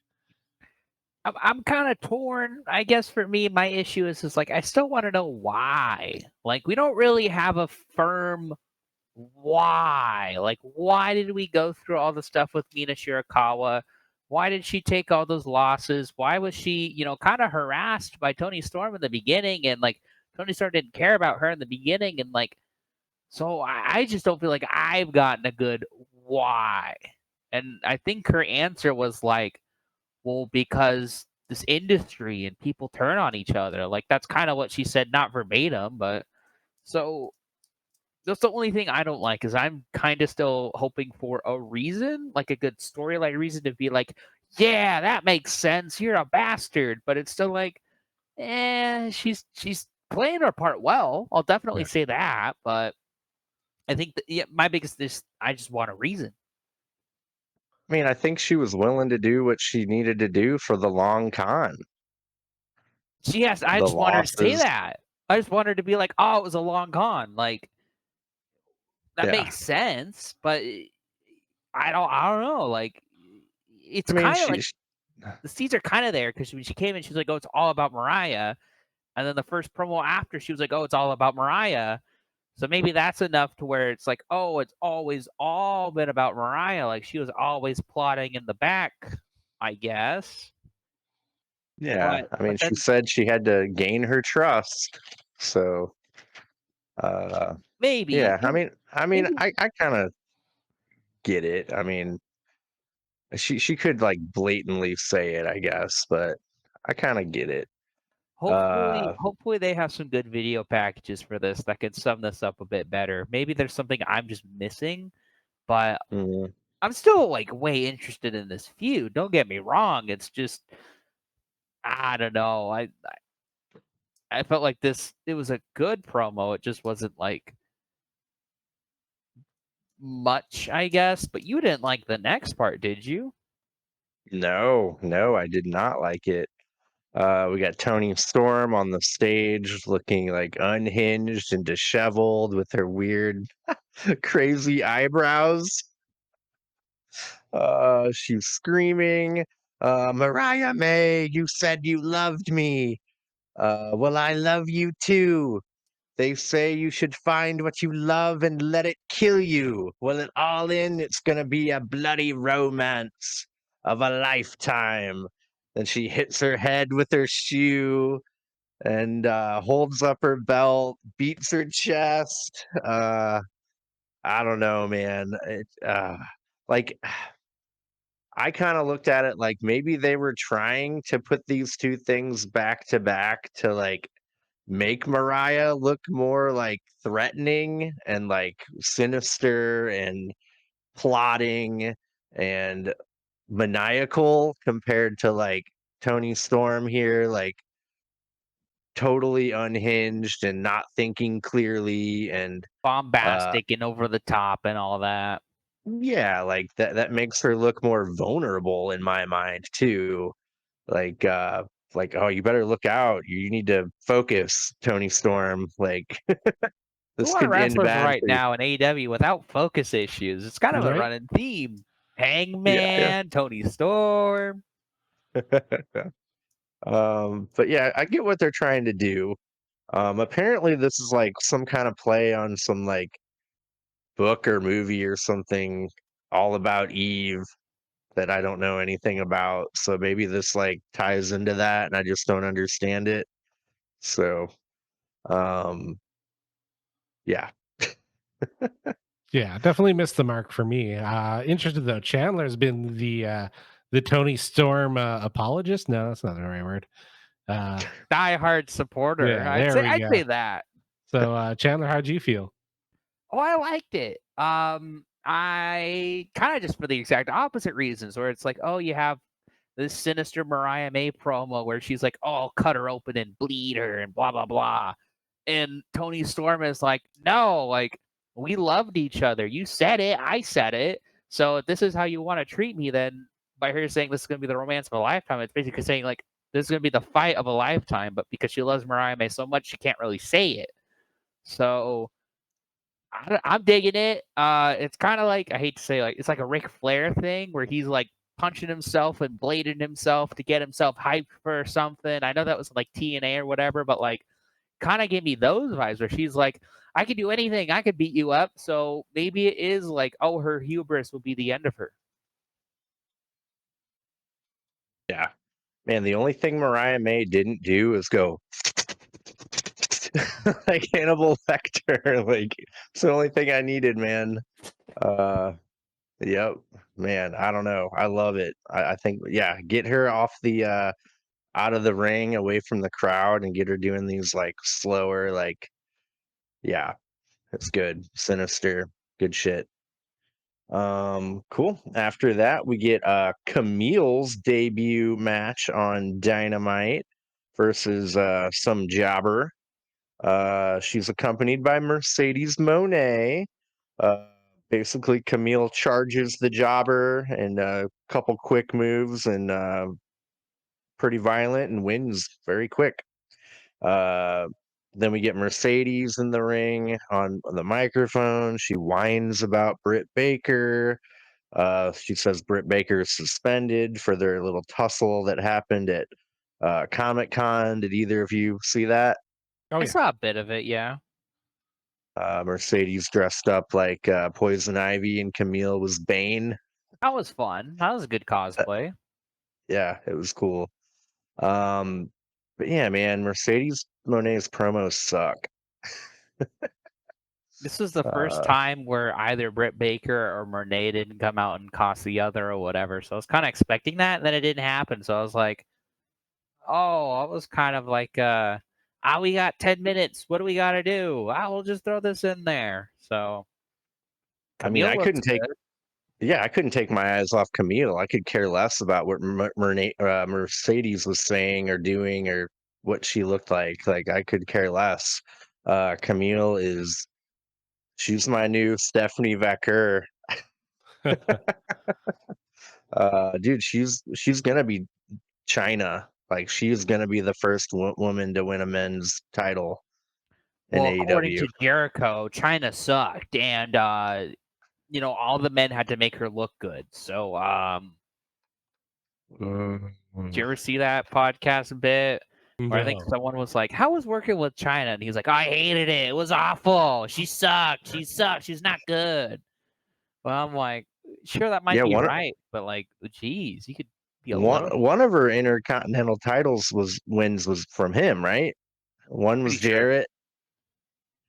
Uh, man, Her yeah. and Jericho were like co-intercontinental champions for a little bit. That was odd, but like funny, I guess. I wasn't watching Raw back then. I don't think I was alive. No, you weren't. But yeah, Camille is something special. I like her nickname, the Brick House. Freaking Yeah. they should just get the freaking song Right? for her or the Rob Zombie Yeah, I was version. gonna say the Rob Zombie version is goaded. I love that. The Yeah, only the only super good. The only thing I'm a little worried about, I hope that Camille isn't. I hope Camille wins titles in her future. Obviously, I hope she's not the one to take the TBS title off of Monet, because I can't wait that long of a Monet run at the Yeah. top with the title, No, I and then needed you to have be to tell. Brit. I needed to be Brit. Like, Yeah, I'm let's just with you. move on. Yeah, I mean, yeah, give it to Britt. You still have the New Japan Strong Women's title. Like, that's something. So, yeah, I just got a bad feeling about it, like you, Chandler. Either Willow when she's done with the Chris Statlander stuff and she can be like a Triple Crown Women's Champ. That'd be neat. Or Baker at All In. Other than that, I'm a little nervous. Yeah, Yeah, because what's sure. after that? If she wins against Baker, like she'd have to fire up a whole other feud. Got another pay per view cycle, maybe two till she drops it. Oof. Yeah. Do we got to wait for Jamie Hayter to take it off of her? I'd be fine with Hater's got to that. go for the world title, man. Yeah, but Yeah, again, maybe this is like, oh, who's going to be the first woman to hold both titles? You know, people might think it's Britt, but what if it's Jamie Hayter? That'd be a good rub. Yeah. yep. Yeah, I think that, yeah, that's what I'm looking for, is someone to be that gal, you know. Oh, also, Monet was like, "This is my house," and I wrote, actually, it's Swerve's house. Yeah. Didn't you know?" Don't you know? Yeah, she's so whiny and like in or non-genuine, like, I don't know, I man. I still don't, feel like calling her female Jericho is mostly applicable, but she's a better wrestler. I'll say that. But Yeah. like, she's definitely female Jericho right now. yeah, yeah, for sure. But yeah, after that we get our main event. A lot of people online were not digging the way this went down, but I liked it. It all kind of made sense to me in the grand scheme of things. Adam Page versus Darby Allin, first time match ever. Weirdly enough, um, yeah, Darby Allin's definitely. I'll call him a B level main eventer. Like, he's like lower Upper mid card main Carter. event. Yeah. Upper mid Carter. Yeah, yeah. He's made it. He's definitely made it there. Like, he was tag champs with Sting, so that's all he needs in my book to get there. Um, let's see. Yeah, Darby gets a German suplex on the floor from Hangman. He gets a bad landing on his shoulder. Thought he got hurt.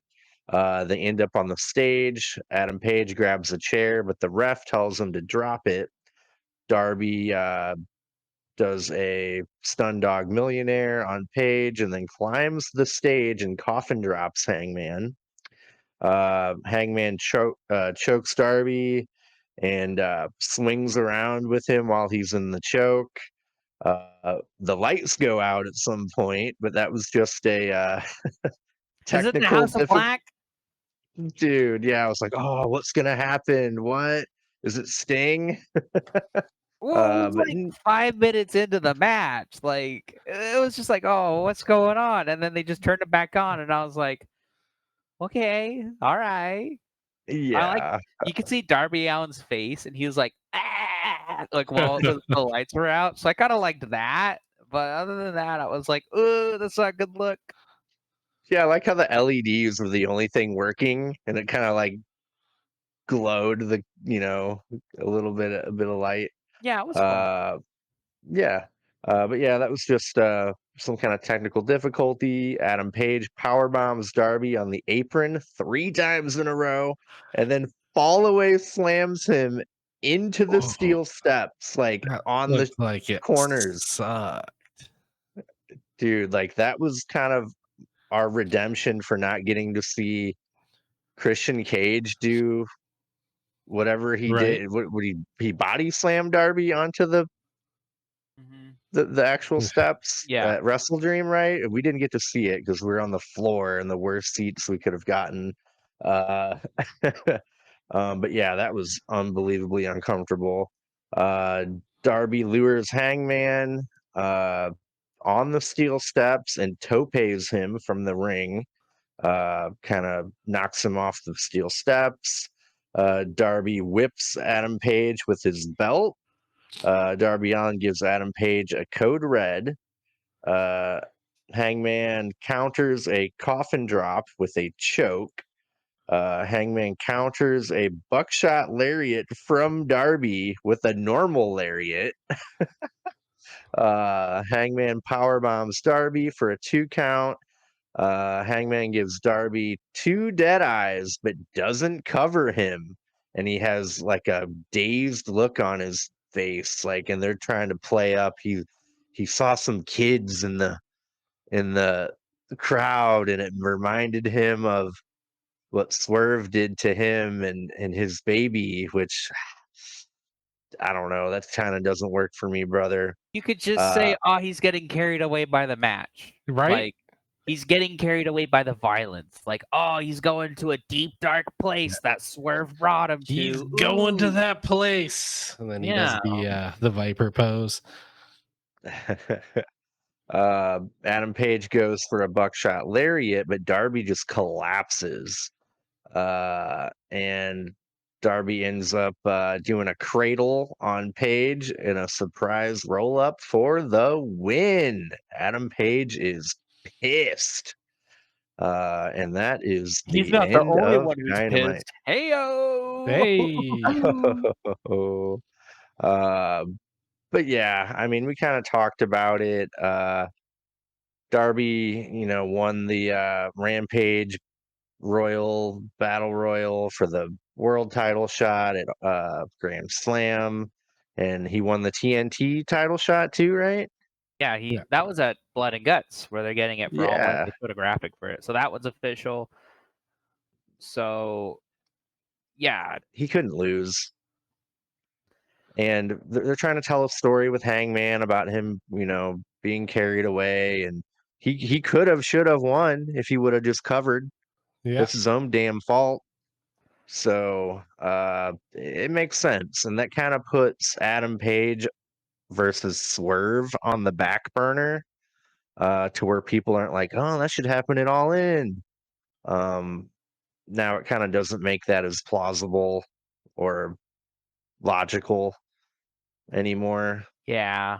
I'll definitely say when I first saw the match, I was a bit angry because I was like, man, we're having Darby Allin win with a roll up. Like, come on. But after talking to you guys, though, it's definitely like, yeah, he is a double #1 contender for 2 different belts. Yeah. He's got a big match at Wembley, and they're telling a story with Hangman. So hopefully the anger I feel will just implement the Hangman. Now, you had an interesting theory, Chad. What was yours? Oh my gosh. Oh, that was like 2 hours ago when we were talking. I don't even remember. I'm old. He's got to be a good cowboy. Yeah. Oh yeah. Yeah. That's yeah, I think until he goes through like a redemption arc, he's gonna keep losing the big matches because he can't focus. He's too like because his natural being is he's a good dude, and this isn't him. And I think until he can sort of reconcile himself or redeem himself and kind of become the good cowboy again, he's not gonna be a big winner. Oh damn! Looks like you got a something in your eye, Chad. Yeah, a little bit. Oh, he's just getting choked up. The He show just must really go wants on. He wants Hangman Page to go back. Nah, allergies. Man, do you know what I just realized I want real bad? What? Popcorn? One day we're gonna have Paige and Hangman as tag champs. Right? They're gonna come full circle and have to team up. Oh, Swerve and And Hangman. yeah, I like that yep, idea. I like that. yep. That won't be the thing that like snaps him out of it, but him snapping out of it could be a precursor to that evolving into that at some point in the future, I hope. Overall, I thought this Cool. was a pretty fine Dynamite. Wasn't Yeah. anything spectacular, but it was Yeah. a fun. Like I don't regret watching it. There are definitely Dynamites where I'm like, ugh, that Yeah. stunk. But this one, I was like, yeah, Yeah. it was fun, It was- fun time. Yeah, good, not great. Yeah, MJF and Ospreay not doing it for me. Hopefully they deviate from that next week Yeah. and do something different, or maybe don't even have them on the show. Maybe could Yeah. work for me, brother. Well, you'll at least have MJF on the show against Kyle Fletcher. So Oh that's, yeah. I guess they all got to be there anyway. yeah. Yeah, Well, at least. oh, Yeah. We doing our what are we calling it? Dynamite, Dynamo Dino Nitro. Nitro, baby. Oh yeah, I love this segment. So we were on episode 252 of Dynamite. So we look at episode 252 of Nitro. So apparently they had a big old tournament for the United States title on this match because that's littered. I think that's all but 3 matches, and there's like 10. So starting off in the tournament quarterfinal match, Mike Awesome defeated Positively Canyon in 4 minutes and 47 seconds. Wow, how about that, guys? Then in Wow. the next quarterfinal, Lance Storm defeats Buck Bagwell. Any ideas? Any guesses? Lance Storm's a pretty good wrestler. 230. Ooh. Darn, that's a good one.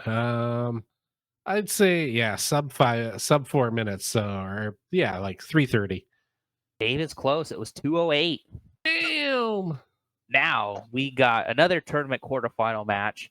The Great Muda, not the Great Yuta. The Great Muda defeats Vampiro. I'm not gonna with Shaggy 2 What? Dope the Demon and Violent J. I know. Clean That sounds amazing. clean 4-minute match. This is WCW. Oh, I didn't even. Okay, I'm sorry, I forgot. This was I think July 18th, 2000. So this is when it took place. That's crazy. Then the Wow. next Yeah, ICP. I love it. Then it was the next quarterfinal match. It was the franchise with Tori Wilson defeated Billy Kidman, 3 minutes, 57 minutes. Ooh, oh my gosh, this next one's going to be crazy. So this was a ladder 6-man tag team match. Doesn't really say what it's for, but it's just a ladder 6-man tag team match. The Young Dragons, Jamie-san, Kaz Hayashi, and Yang defeated 3-count Evan Karagias, Shane Helms, and Shannon Moore. How Evan long did that one? Courageous. Evan Courageous. Oh, that's a weird way to spell it. Anyways, ladder 6-man tag team match. How long did it last, guys? I had to go 6 4 minutes. 410. Oh, 3 minutes, 18 seconds. What? Come on, guys. It was a ladder match. They're pretty short. So the Young Dragons, what were the names again? Jamie-san, Kaz Hayashi. Kaz Hayashi, and Yang. Yang became like this country cowboy hat wearing character in You the mean like Yang? WWF. Yeah, Ah, that's yeah, funny. that's him. That's That's him. so funny. Okay, so I hope you enjoyed your break from the United States tournament because now we're on to the tournament semifinal. Mike Awesome defeated the Great Muda. How long did that match last? 305. 2:17. 3 minutes, 35 seconds. Ooh, Dave's good at this game. Yeah. And then the next tournament semifinal match, Lance Storm defeated the franchise in 4 minutes and 30 seconds. All right. Now we're on to one more singles match. There's 3 more matches on the card, including the tournament final match. Oh, it was for the vacant United States title. Okay. Next up, we have a singles match. Jeff Jarrett versus Stevie Ray. He great. How long did this one Awesome. go? 402. 6:07. 2:25. Come on, guys. Come on, guys. This is late Uh, WCW here. We're talking. Okay, finally, WCW United States Heavyweight Title Tournament final match. Lance Storm defeated Mike Awesome. Any guesses on how long this match went?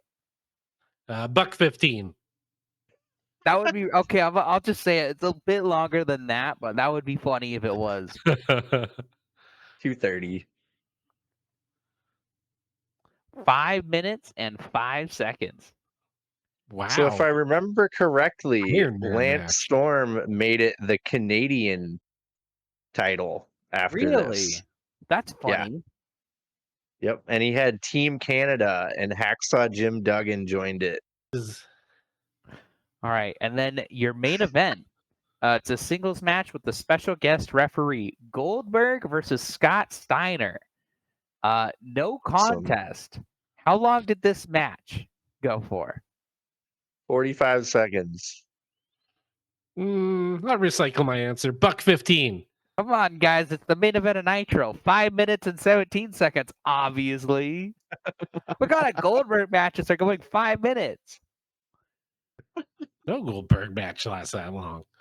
Okay, so that was the fun part. I always love doing that segment just because I love looking at it being like, geez, again, whatever complaints I might have had with this Dynamite, at least it's better than that. Yeah, we had 46 matches. None of them went over a minute. What if they did the full Owen Hart tournament in one Dynamite? Wouldn't we be pissed? We'd be so Yeah. pissed. Yeah, we would. Okay, Chad, you had a shoot suggestion. You wanted to throw on Yeah. the game. All right. SummerSlam predictions. Yeah. Let's do it. Yeah. Let's do it. So I got the card. I also pulled up the card Oh, earlier because I knew we were gonna do this. Chad, did you have the card or you want me to I do have it? it too, but you are a much better talker than me, so you can go ahead. So I feel like, because this, like, I didn't even plan my predictions. I just kind of wanted to do this on the fly. Do we want to do our old traditional way of doing points, or do we just want to say, you get 1 point if you get it wrong, no points if you get it, just because this is like on the fly? Yeah. Yeah, see on the fly rules. Cool. Maybe next time we'll have better rules, but this is fun. So, the first match on the CBS Sports page. CM Punk versus Drew McIntyre with special guest referee Seth Rollins. Dave, who do you got and why? So I want Drew to win. I know we're not doing the 2-point, 1-point thing, but and I really want Jack Perry to cost Punk the match. Okay, that would be hilarious.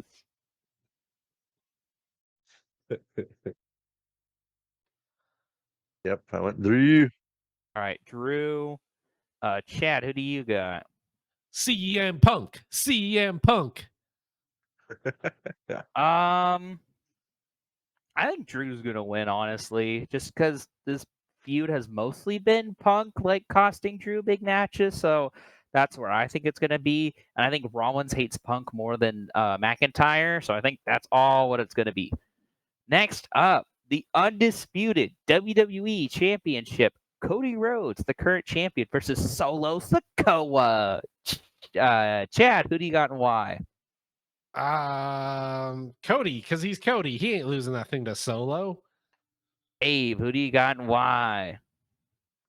Cody, like that would be dumb for him to lose that belt to. But he left him. the AEW. I thought Yeah. for sure you were gonna go against Cody. I think he would No. put the one want on Solo just to be like, screw you, Cody. Right? It wouldn't make any sense for Cody to lose to No, him. no.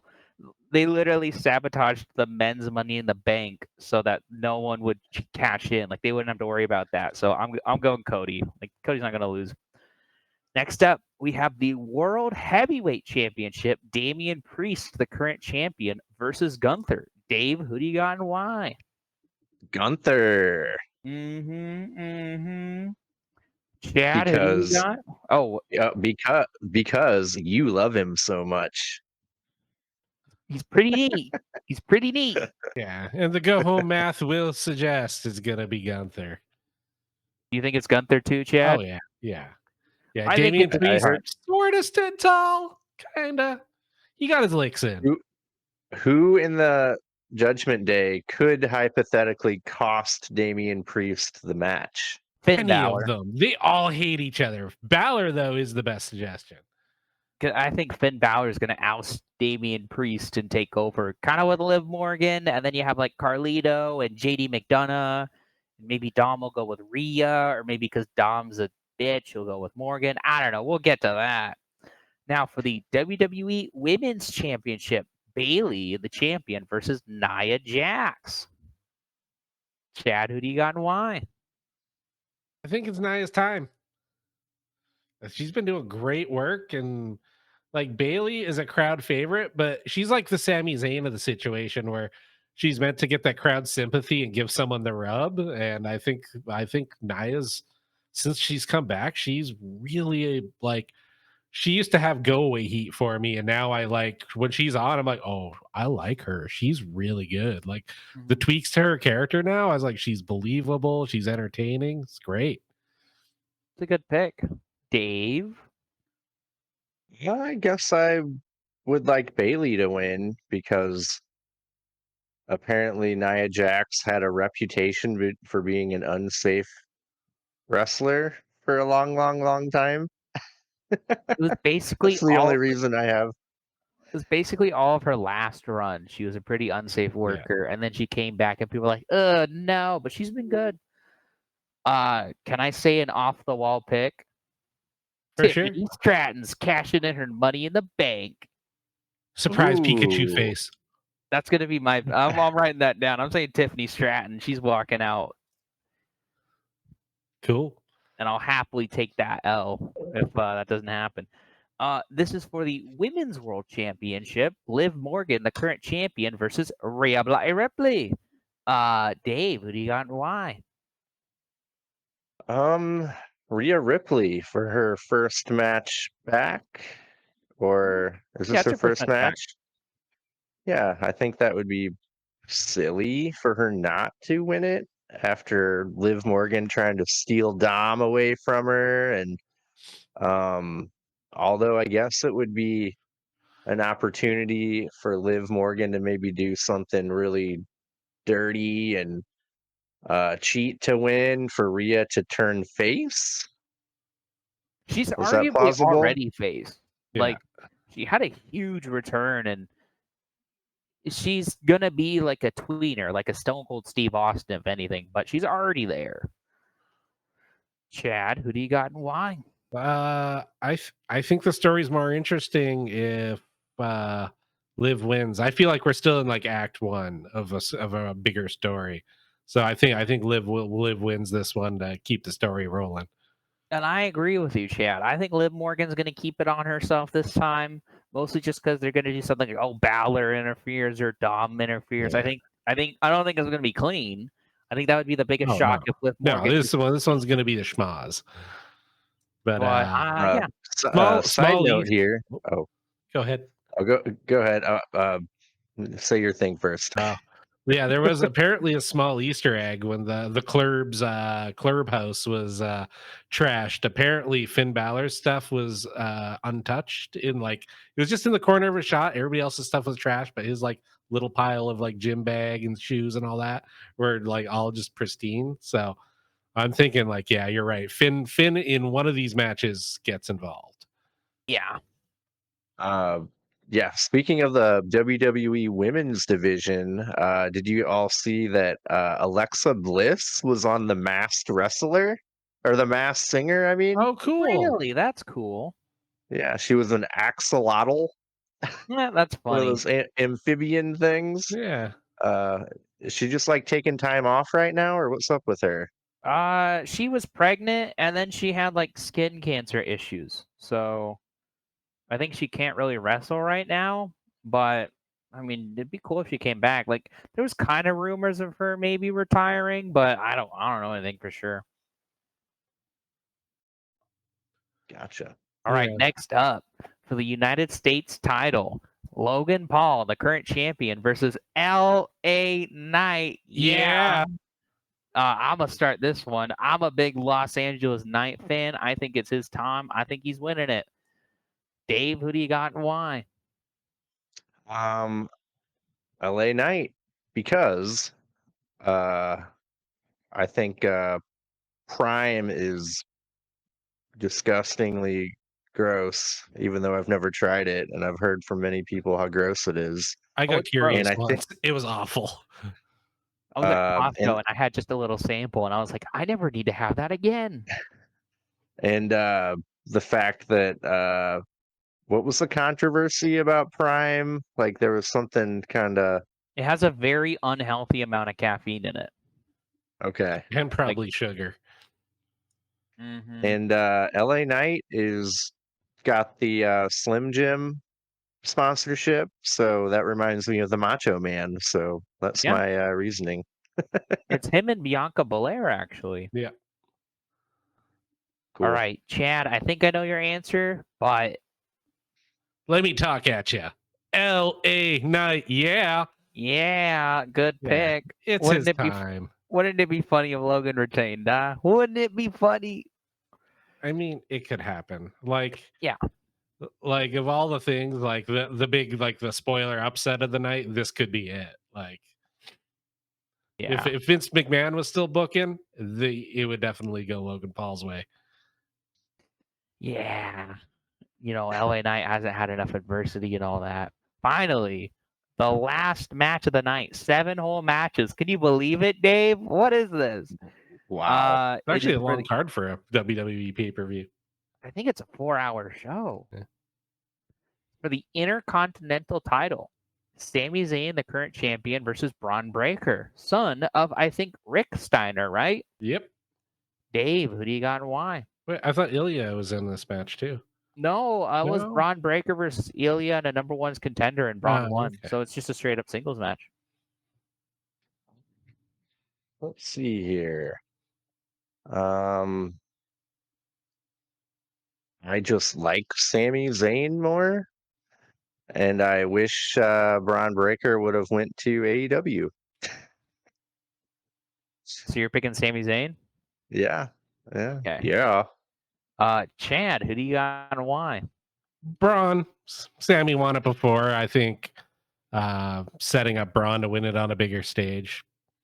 A lot of people are asking for a John Cena Brock Lesnar squash. You know what I'm saying? Yeah, yeah. So I'm picking Braun too. I think it's the right choice. I think it'd be like, wow, look at this new Yeah. guy. We're pushing him to the moon. That's the whole purpose of putting it on Sami Zayn. Like, he is the most sympathetic baby face of this generation, I think. Like, you put a title on him, it's going to break people's hearts to see him lose it, but it's also going to push that guy to the moon. Like, Okay, I got 3 prop bets, and if anyone else has any more, we can obviously do them. But I got 3, just yes or no answers. Number 1: will Big Roman Reigns make his return? no, I think they teased it as a red herring. I think it's going to be a no.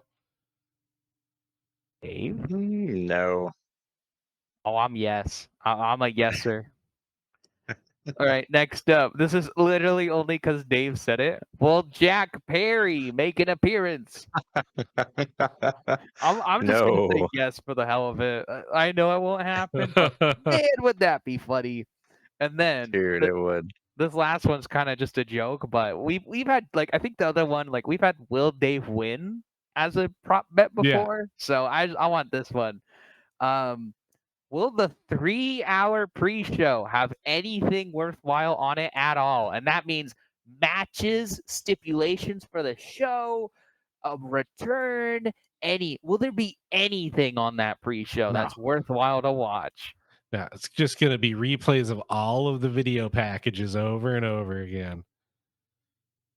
Man, I'm not sure. I've never watched a WWE pre-show. Is that what they're like? Do they have They anything used to have cool? matches. Yeah, but then no, they just they announced it like, yeah, they're not doing, like, basically SmackDown was the pre-show. yeah, and So, they're doing it 3 hours to compete with Collision, but it's like no one's already watched Yep. Collision anyway, so they extended it after AEW moved back or moved up Collision so it wouldn't be up against their pre-show, and then they had to go and we're gonna extend our Yeah. pre-show. So All the announcers just went like, no matches. Like, we just got to tread water for 3 hours. yeah, I'm Dave. gonna say no. Nothing important happens. I said Let's no do that. too. I think Jack Perry will appear on the show before the 3-hour pre-show matters. I got a prop bet.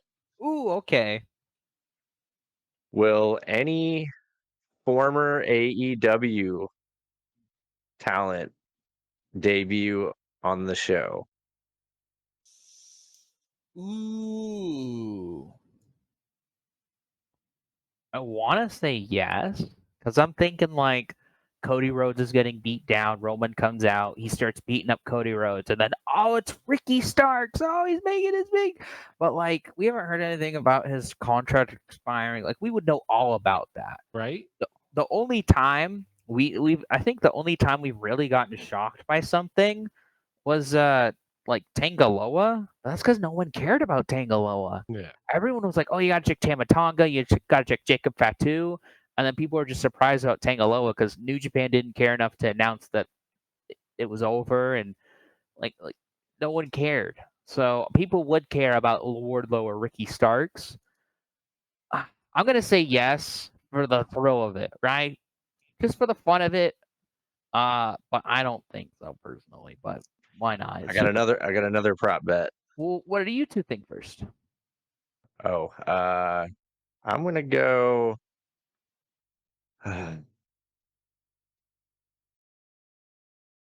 Even though I made the bet, I'm gonna say no. You don't see a lot of big debuts on WWE pay-per-views. So yeah, I'm thinking nah. Oh, Moxley agrees. Here's the one thing I'll say. It counts if they're on NXT and they haven't been on the main roster. So Lexis King, Ethan Ooh. Page, Sean Spears, they have not been on the main roster since their return. So I would say it counts if they come up, but that's still very unlikely. Like very, very unlikely. And then I've got one more prop bet. Will any TNA talent appear On the Joe show? Hendry? Yeah. The Hardy Brothers. Gross. No, you said the Hardys. I'm gonna say no, just because of that. Just no. Yeah, they don't do a lot of stuff like that on that programming anymore. I think no. Nick Nemeth. That'd be interesting, but you would kind of need a reason for it, and I can't think of any feud right now that would need a TNA run in. Like at least the Cody Rhodes thing, I was able to be like, you could just have the whole bloodline beating him down. We know Kevin Owens and Randy Orton have been neutralized, so what if Ricky Starks comes out, right? Ooh, that'd be a big deal. But are you a yeser on that or a no on that, Dave? I think that's more likely than an former AEW talent. So yeah. All right. I got one. It's funny, but AJ Lee. Oh, even just in the crowd, like just on the show, doesn't have to like interfere. I would say yeah. I like if she the bracelet thing. Yeah. What are you thinking, Dave? I'll say no. Are you a yes or Chad? Oh yeah. That's a good one. I didn't even think about that. Cool. Yeah, this good call, Chad. This is pretty interesting now. I'm looking forward to knowing how we did. Yeah, well, that was fun. Can't wait to tally up the votes. Are you gonna watch SummerSlam, Dave, or? I mean, probably not. Definitely not all of it. I might catch some of it or a match, maybe two. It's on Saturday, right? Yeah. Yeah, I think I work, but I'll try to catch it. Who wrote that schedule? I know. Do we? Okay, here's the thing. Do we just want to skip the retro view and do a SummerSlam review?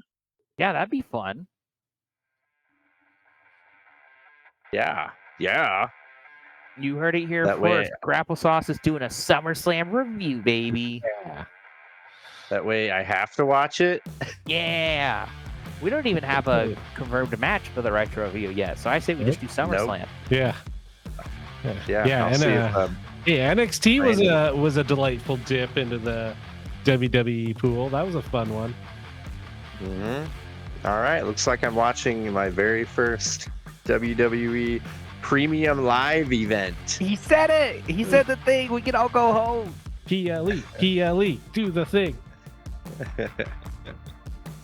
Cool. So yeah, everyone out there, leave us a comment. Let us know what you think of our predictions here. And yeah, I'm gonna watch a little WWE. Weird. And also, elbow drop that like button, power bomb that subscribe button, and let us know what you think. Leave a comment. Cool. All right, that was a fun little addition to our episode there. Yeah, good times. Before we shut her off here, I've been hearing these strange things in my headphones all day long. I don't know. Maybe they're coming from the audio realm. Ooh. Yeah, it's this magical place where you don't have to see my ugly face, which is probably good. High shop. And but yeah, no, if you're more interested in consuming us in an audio format, you can check us out where all podcasts are found, such as Apple, Spotify, Amazon, and Podbean. If there's anywhere else you would like us to be on, if your preferred platform, let us know down in the comments below, and I will make sure we get on there. Hell yeah, brother. That's what it's all about. Any other comments, questions from the gang? No, I think that will just about do it. Yeah. Apparently, I'm getting heat from the dog. It might be time to go out. I think it's time to do the thing. Oh, we're gonna do the thing. All right, doing it. Bye. Peace. Bye-bye.